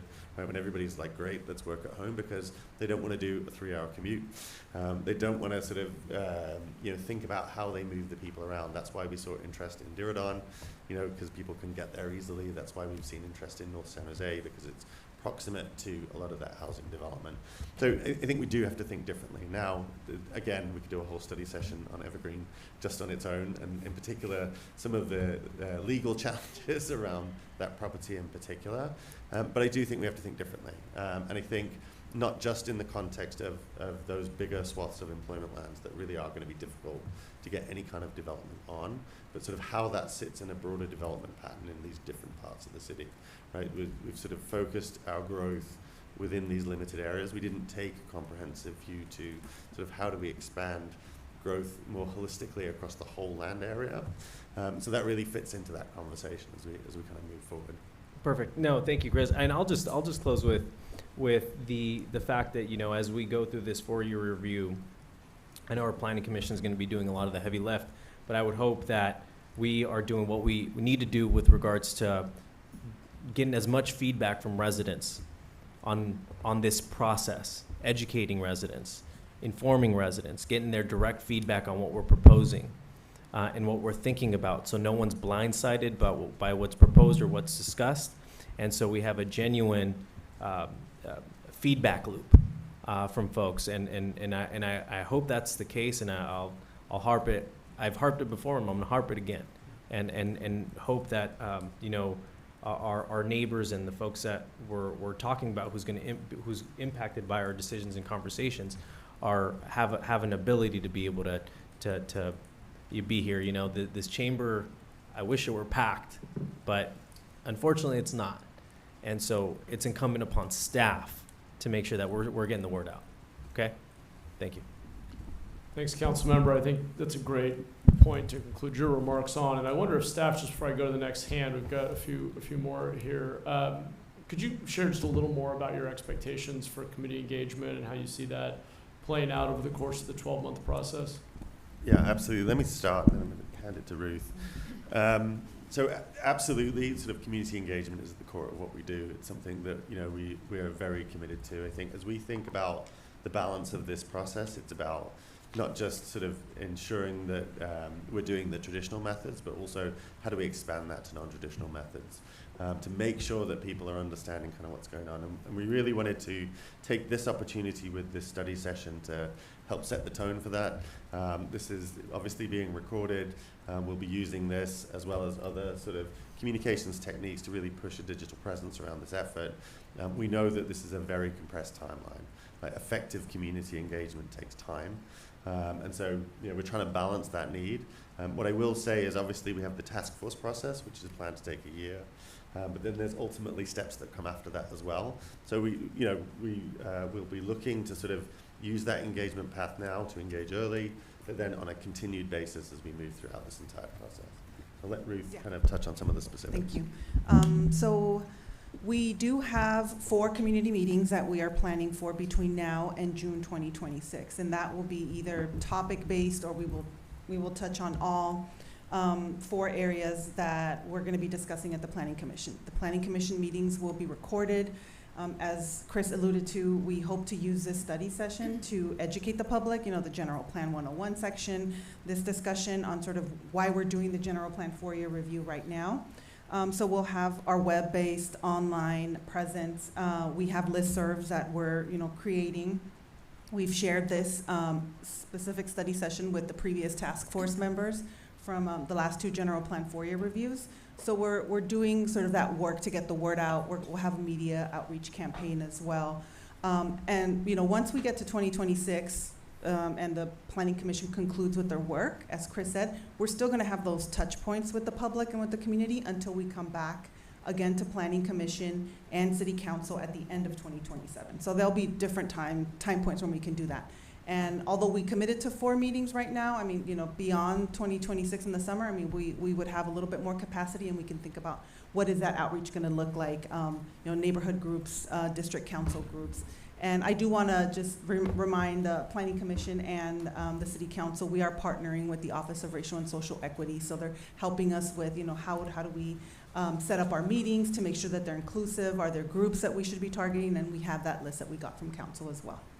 Thanks, Ruth. And I assume, and I saw Councilmember Condellis wanted to finish his thought, but as I try to do with the budget town halls, I assume at the appropriate time and place, within reason, if a council member or council member commissioner pair want to suggest and host a community meeting, that they could approach the team here to try to schedule some time to incorporate that into a community meeting. I think between now and June, that would be difficult for staff, just given our resources, but maybe post-June, that may be more appropriate. Okay. I understand you have limited bandwidth. I think it can be helpful for us at our larger community meetings to be able to bring staff in to answer questions, provide updates, just because you all have a level of technical expertise and context that we don't always have. So there may be a flexible way to do this. As I mentioned, the budget process where I go around the city and often bring Jim Shannon along could be a model for how to do that with council members and commissioners. But we can talk more about what that looks like in practice. I don't want to overburden you with 50 meetings either. Yeah, let me just touch on that for a sec. So I think, when we think about those 4 meetings, those are planning department led, publicly noticed, they're a much bigger endeavor. Certainly when we've done this in the past, if there are existing meetings going on that we can come and use as a sort of a platform to come speak to specific topics or just highlight the issues, then absolutely. That's more what I was thinking. Yeah. Great, thank you. Councilor Condellis, did you want to finish your time? Yeah, I did. Thank you, Mayor, for that point actually. And that point about accessibility and just being available is a big one. I do a pancake breakfast every year on January, February at the latest, on purpose in preparation for the budget. So, I mean, if I do a pancake breakfast on planning, I would hope staff would be willing, not just for the free pancakes, but for the opportunity to engage and quite frankly, loop more people into the process. And so I am mindful of bandwidth. As former staff, I understand we can only do so much with the amount of time we have, but given how important this topic is, I think the more people involved is it behooves the success of what we're trying to achieve. All right. Agreed. If you're not careful, Chris is going to remind you that his department is mostly fee-funded. So watch out. You're about to get a budget ask. All right, we're going to go. I've got about 4 more hands up. Everybody's welcome to participate. We can try to keep things moving along here. I've got you, Commissioner Marosio. But let's go to Commissioner Bandal next. Thank you, Mayor. Thank you, planning staff, for the beautiful presentation. I was engaged the whole time, even though it's super long, but it's long because it's an important subject matter. So thank you for that. And second, I'd like to thank the mayor and our council members for voting us in and having your confidence and your trust in us. And we appreciate that. You know, I would still consider myself fairly new. I'm like a sponge. I'm soaking it all in. So being a part of this 4-year review process is a great opportunity for all of us to learn, and thank you for that. I did have one question for staff. I was gonna ask about the cost of development study for homes, because so many times that we see a project comes and it gets passed and approved and we're all excited for all the units that are gonna come in, but it never kicks off. So maybe you could touch base on that. Yeah, thanks for that question. Yeah, I mean, so there can be multiple factors. You know, that's why we started that analysis, so that we as a city have an independent view on like what's really feasible and what's not. You know, oftentimes there can be developers who are a bit more speculative in terms of what they might be looking to do in anticipation of market changes. It's also important to kind of realize, you know, as Chris talked about, the length of planning, the length of projects themselves too, right? From site identification to entitlement to building permit to completion of building can take, 3 to 5 years. So, even as you sit at planning commission approving a project or seeing a project come through, it could still be 12, 24 months before that really breaks ground, as they're working through that building permit process. So it's kind of a combination of things of why things might not happen, and we don't always know the unique circumstances of that development, but having that view independent analysis of kind of those models gives us an understanding of where the market's really at.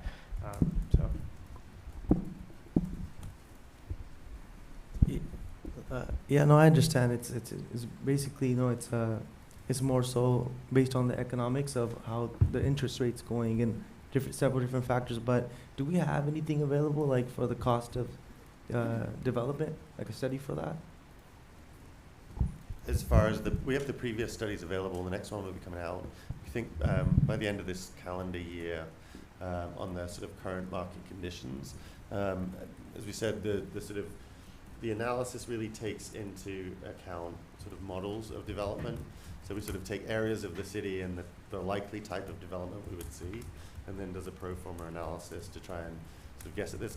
Every development is unique and different, and so the economic shift between is just kind of trying to give us a sense of where that goes. So we'll have that most recent study hopefully by the end of the year, and certainly we can make the previous studies available as well. Great. Thanks, Commissioner. I had Councilor Mulcahy next. Thank you, Mayor, and thanks to the 4 of you for the presentation.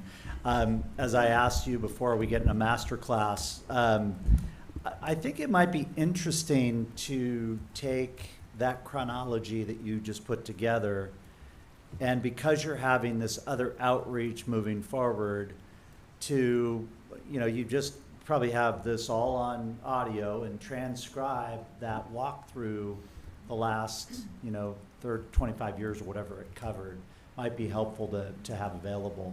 But thank you for that. It sort of reminded me that in 2005, when I chaired the Downtown Development Strategy Task Force, we still remember that, which is great. So now that we have parks and open space on the table for consideration, I heard that come from that side of the room. There's other land barons we're forgetting about. We've got other government agencies who have property inside the city of San Jose boundaries. We've got unincorporated, which, we've certainly got in District 6 that feels like you got to move heaven and earth to make those happen, and it takes a long time. What are some of the things that we can do with our other, sort of partner agencies out there, water district, utility, Union Pacific Railroad, who has unused spurs all throughout.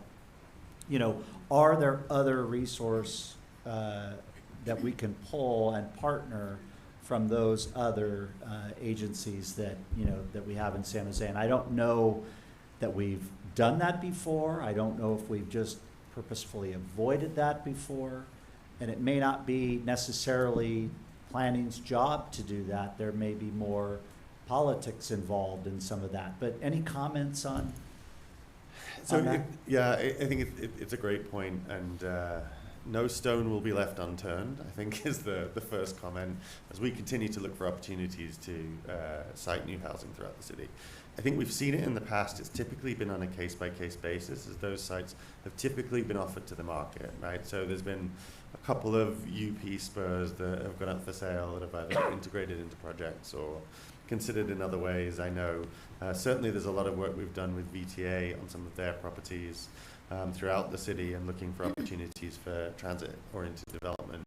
So I think we're definitely open to it. I don't think we have necessarily a proactive strategy around going after it. It's certainly something I think we'll continue to consider and look to the city council as you participate on other boards and, you know, with other organizations to look for that input. And then also just continue to coordinate internally with our other partners inside the organization who have better linkages into some of those organizations as well.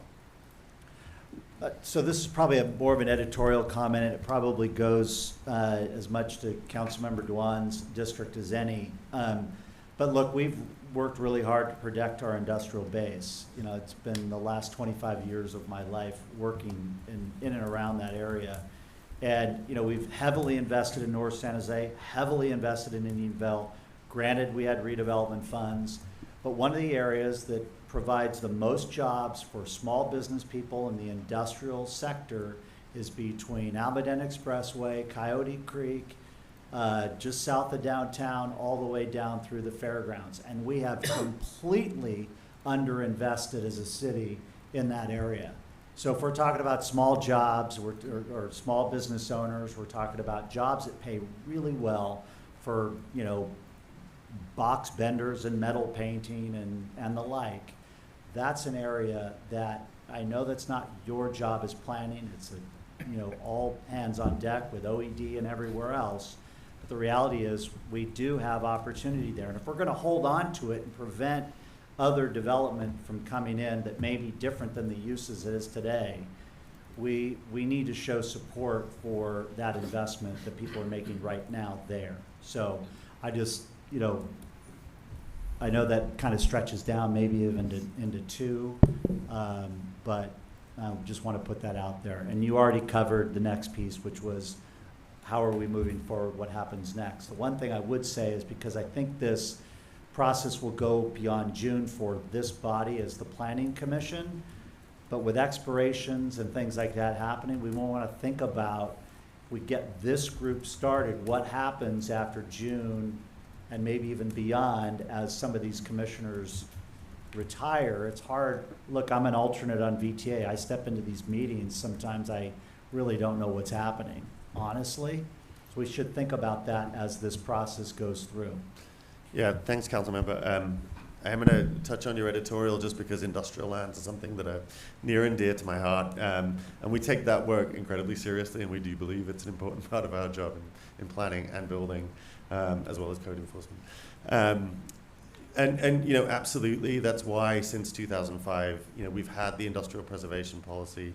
That 2.7% of land area that's dedicated to light and heavy industrial is absolutely critical to the city to function as a city. These are uses that, you know, we need to have space for and preserve space for.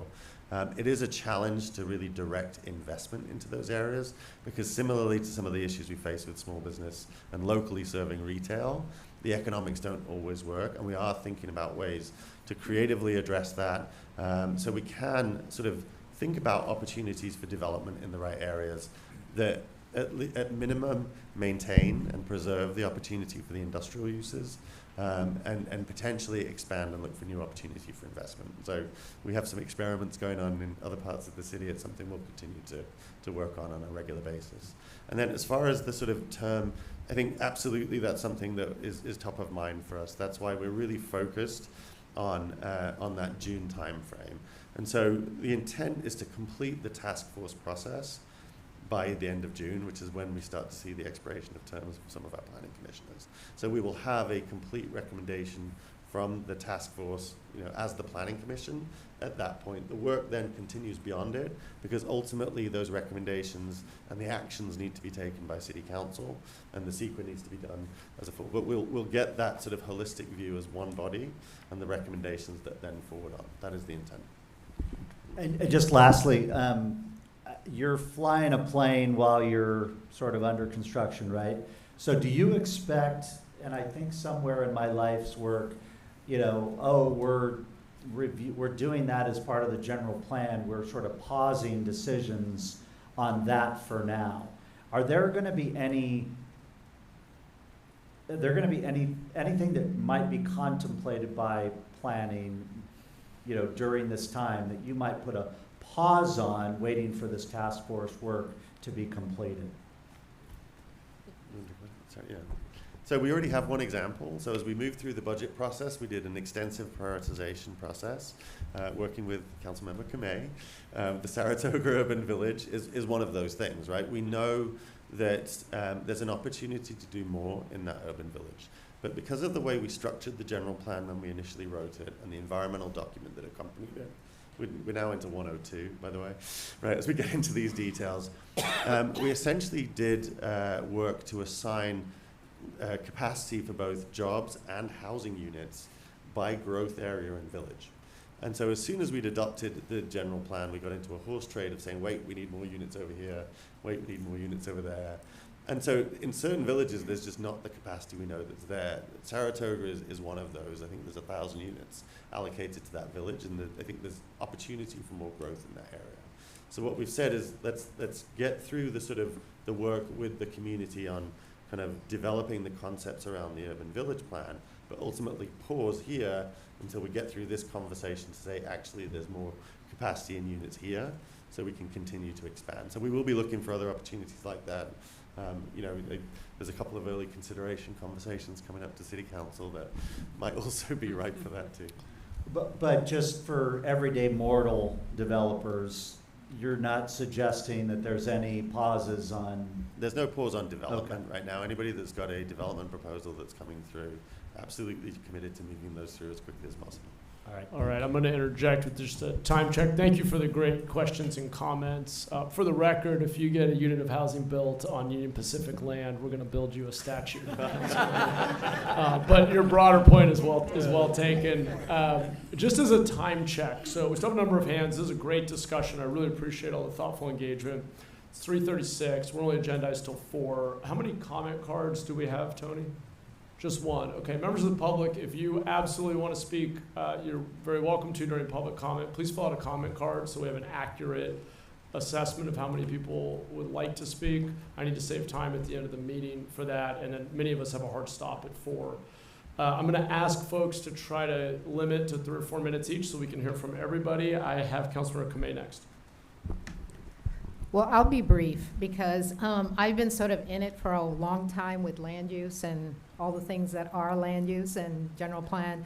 I want to say, I want to thank you for bringing this forward in terms of having it in a very quick, concise way. I will say that, when I went to planning school, things were much more simpler. So what we have is a lot of existing conditions that we inherited, and it's become more and more complex. And as we look at the volume of laws that are, it's like boulders coming down, and you're trying not to get flattened. But I think that it continues to get more and more complex. So I just want to thank the staff. You're the one that, have to kind of like dodge the boulders and really set the general plan as a reflection of not just, our future land use planning and development, but also incorporating the values of the community. And the community does not understand all of these laws that are upon us, right? So it becomes much more complex to get out there. So I'm glad that you are going to go out to not just the 4 meetings, but Chris has volunteered himself for the 50, just like Jim Shannon. Right. And so I want to say thank you. I really do, because it's very complex, and to translate it to the community so that they understand what we can and what we cannot do is very difficult. So thank you so much. Thanks, Councilmember. Appreciate that. Councilmember Campos, if I have time, I'll come back to you. I saw your hand. Let me go next to Commissioner Barroso. Thank you, Mayor. I'll also keep it brief. Thank you for keeping it high level, but at the same time, just giving us context, right, on how we got here. And my question, I don't know if it's too late to bring up slide 36. I really appreciated slide 36. I think the 4 key areas, if I understood them correctly, the first 2 are around housing and the next 2 around jobs and commercial. So on the commission, we get projects on a Wednesday, and they have their own merits, they have their own reasons, and they have their own asks. And Can you repeat the slide? 36, sorry. Yeah, thank you. Thank you, Ruth. And one meeting we get a Costco, and then we get housing, and then we get a tech company, and then housing. So, like, just to kind of, is there a ratio that is a healthy balance, right? Like something that will bring in the money through commercial use, but at the same time, bring in the services and not have one overpower the other, right? So is there, I don't know if it's a dwelling unit to commercial space, or let's say, for example, for every 10,000 square feet of commercial space, we should strive for 200, but no more than that dwelling units. Is there something like that that exists sort of as a guideline or a protective barrier so we don't keep going in a direction that we shouldn't go into?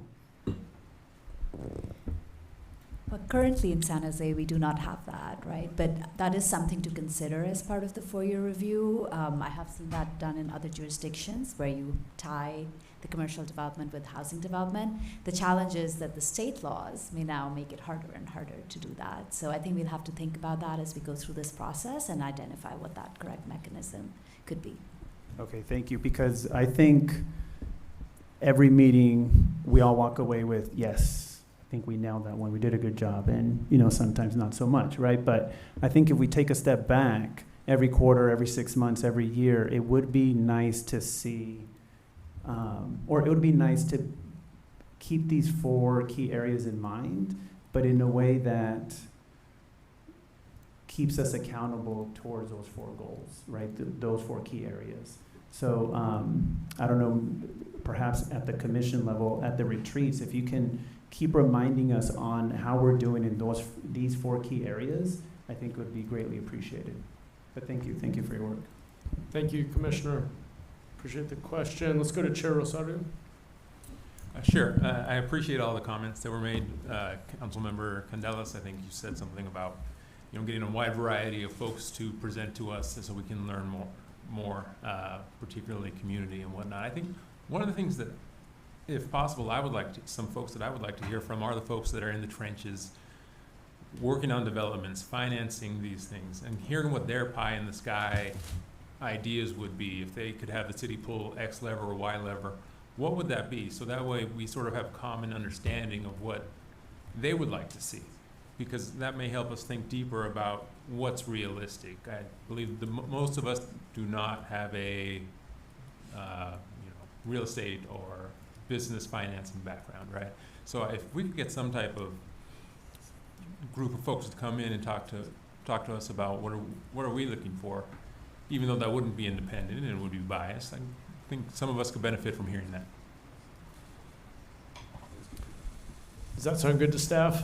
Yeah, that something that we try to do and typically do is to bring in other voices. And we've done previously through a number of different venues. We'll absolutely bring that into this process. Great.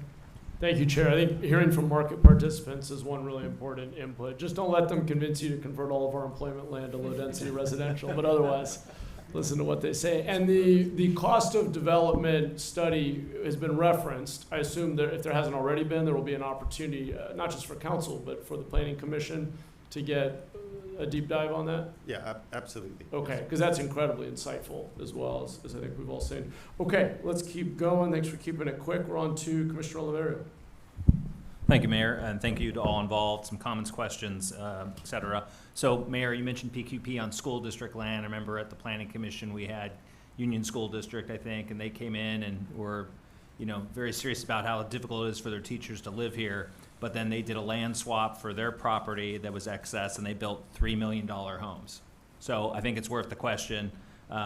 Secondarily, staff, I think we should look at San Francisco's family zoning ordinance that's going forward. That's where they're increasing height and density on major streets like Van Ness and Lombard. So maybe that's something to not reinvent the wheel because they're working within state law. For SB 79, if it's imminent, then I think, draw the half mile and understand how many units that would provide, and that's part of your criteria. Whether you like it or not, it's just the state law. And then, correct me, is BRT, the only BRT line we have is Alum Rock, Santa Clara, Alameda, or do we have another BRT line in San Jose? Those are the only stations I think that it would apply to. If it passes, and we want to do some more analysis to verify that, but our initial analysis was those are the only ones that Fair enough. Fair enough. And then again, that would be included in whatever that number what is. And Mayor, you brought up Santana Row and its desirability for business. And then I remember on the council, we had a well-connected lobbyist who took a piece of nice industrial land. We were supposed to have another hotel generating occupancy tax for the city, and instead what we got is low-density townhomes. So unfortunately, that's sort of the story there. I do feel right now San Jose is lacking in the corporations that are adding the massive headcount. Those seem to be headquartered in San Francisco right now. Some of our pristine companies, Adobe, Zoom, Cisco, they're all plateaued with shrinking workforce in the area, which I think is problematic. I don't think San Jose can solve all the problems in the world when it comes to housing in the state and the region. Other thing to note is child-occupied homes in San Jose is 18.9%. It continues to drop. Less people they're choosing not to have children. San Francisco is even more, 13.4. So I think, forcing these 3-bedroom apartments when they don't want to, maybe it's better to have the 1-bedroom apartments and studios in the right places. I think that's important. And when we looked at Councilmember Candelas, when you're talking about the Carl Berg property in your district, I think potentially marketing those areas as data centers. I mean, if you look at OpenAI's deal with Oracle infrastructure, Oracle's gonna have to spend $40 billion on building data centers. And I'd much rather have a data center that produces utility revenue for the city than a vacant space for another 40 years. And then I think we do need to have some serious, since I did this for 5 years, the only people that attend the meetings or watch the meetings are the insiders. The general public does not attend. So whatever method it is to get the word out, whether it's a postcard or something that goes with their utility mailing, especially when you're talking about the missing middle, that's going to catch a lot of people with high level of interest, so might as well get in front of it. Thank you very much. Great comments. Appreciate how succinct and substantive all those points Trying to be a were. model. Well done. Great job. Let's go to Councilor Cohn.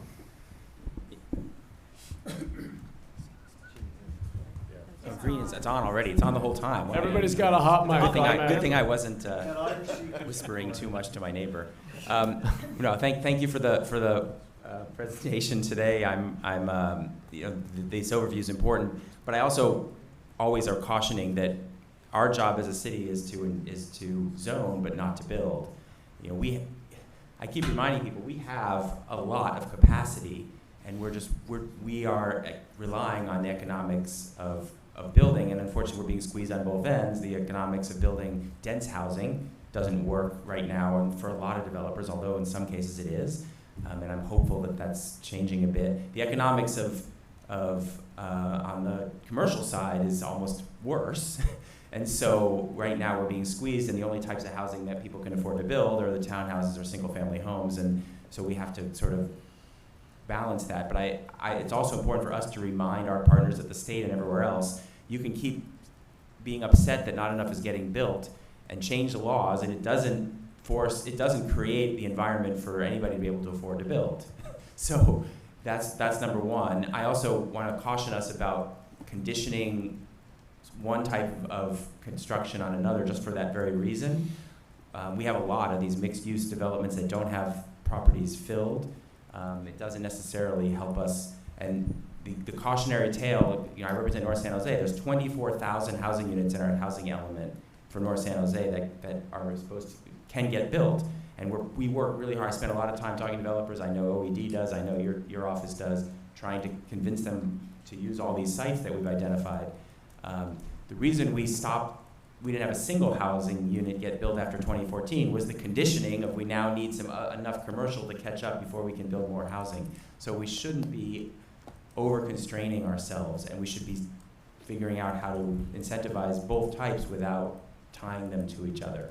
So I just want to make sure that that point is made. Obviously, I have a lot of thoughts about the PQP conversion for schools as a longtime school board member who thinks it's important for us to be responsive to school districts who want to utilize space for revenue. Also remembering that in 20 years, we don't know that that some of these school sites are not going to be needed again, and we have to be really careful. I know that some districts are concerned about that. I'm making sure the districts around me are thoughtful about that.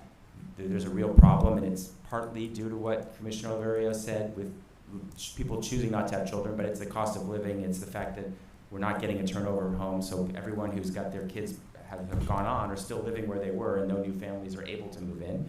There's a lot of reasons for it. I suspect there will be a point at which that starts to shift, and we'll start to see more students again, so we have to be careful. Fortunately, there's some responsible school districts trying to find other uses for their properties and not necessarily just tearing them down and converting them without being really thoughtful. So those are my thoughts. Thanks, great points, Councilmember. Okay, we'll go to Councilmember Tordios. We're down to about 10 minutes. Tony, sorry, just how many comment cards do we have? 3, okay. Go ahead. Sounds good. I'll try to keep it brief. One thing I wanted to touch on, we mentioned that previously we'd identified growth areas with densities that turned out to not really be feasible in the market, but you mentioned the challenges of no net loss provisions at the state level. As we look to add capacity with this general plan update in the next housing element cycle, do we think there's any opportunities to, in tandem, decrease densities in any existing growth areas to nudge development closer to feasibility in those places?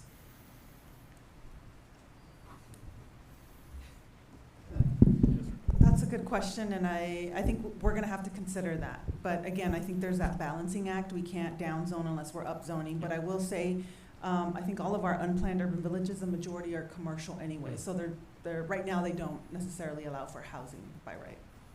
Sounds good, thank you. And then my final question here was just touching on that slide 53, the city permitting costs less than 1% of total unit costs. Curious what goes into that, if it's only permitting costs, if it includes impact fees, environmental impact reports, what soft costs are included there? Yeah, so that's just the permitting cost. So that's the cost recovery program for staff across PVC, fire, public works, which is the core development services. When we look at the slide in front of me, when we look at the total cost of the city, I think it's with all impact fees and assuming that the affordable housing is taken care of with feeing out, it's about 8%. Sounds good, thank you. And I think to the extent that CEQA reform at the state level helps to streamline some of this process, that can hopefully save on soft costs. But then I think the other big opportunity here is just time. Obviously, the longer the entitlement process drags out, the longer the building permit process drags out, the more staff cost there is, the more holding costs, the more lending costs on the land that they've already acquired. So as we move forward, just eager about any opportunities for additional streamlining. Thank you. Agree. Well said. Councilor Dewan, you've got 2 minutes. Well, thank you very much. I'll make it quick. I thank you for the presentation. I agree with Councilor Kamei on the general plan to reflect upon the community vision and long-term goal and their value. On the other hand, I also support Councilor Mulcahy to preserve that industrial land that create a lot of jobs that we needed. The imbalance has already continued since 1950. And I'm afraid is this, that we continue to be the anomaly of a bedroom community. When we don't have jobs, people can't afford, it doesn't matter even if it's affordable housing, if they don't have jobs, they can't pay for their housing. And then eventually, if we don't have enough businesses to support the taxes and the services that we have, the city eventually go into bankruptcy. And that would not do any good for anyone. And so therefore, we need to bring in more businesses, continue to support our small businesses, to create jobs. And I'm not saying don't create housing, but we have to balance that. And that's a responsible thing to do. Thank you. Thanks, Councilmember. Appreciate it. Councilmember Campos, did you have a final question or comment you wanted to quickly offer? Thank you, Mayor. Just a quick question because I keep hearing about the PQP land. So could staff please clarify, does PQP land already have residential capacity, and what would the assumed density be? PQP land, public, quasi-public, does not have a residential capacity. It does allow for emergency shelters and also permanent supportive housing, but does not allow for housing typically. Thank you for clarifying. Thanks. And while I mentioned PQP and focused on schools and faith-based land, I thought Councilmember Mulcahy's point that at the end of the day, you've got 13%, 0.6 for employment, 37% for housing. That leaves the other 50% that we need to look at and actually understand. Now, a lot of it will never be built because it's riparian corridor, it's charter parks, but we should understand it and think creatively about where we might get some housing or employment uses. Okay, this was a great discussion sparked by a great staff presentation, and we have just enough. Thank you all very much. We have just enough time for public comment. Tony? I am Jeff, followed by Jim and Triana. Come on down.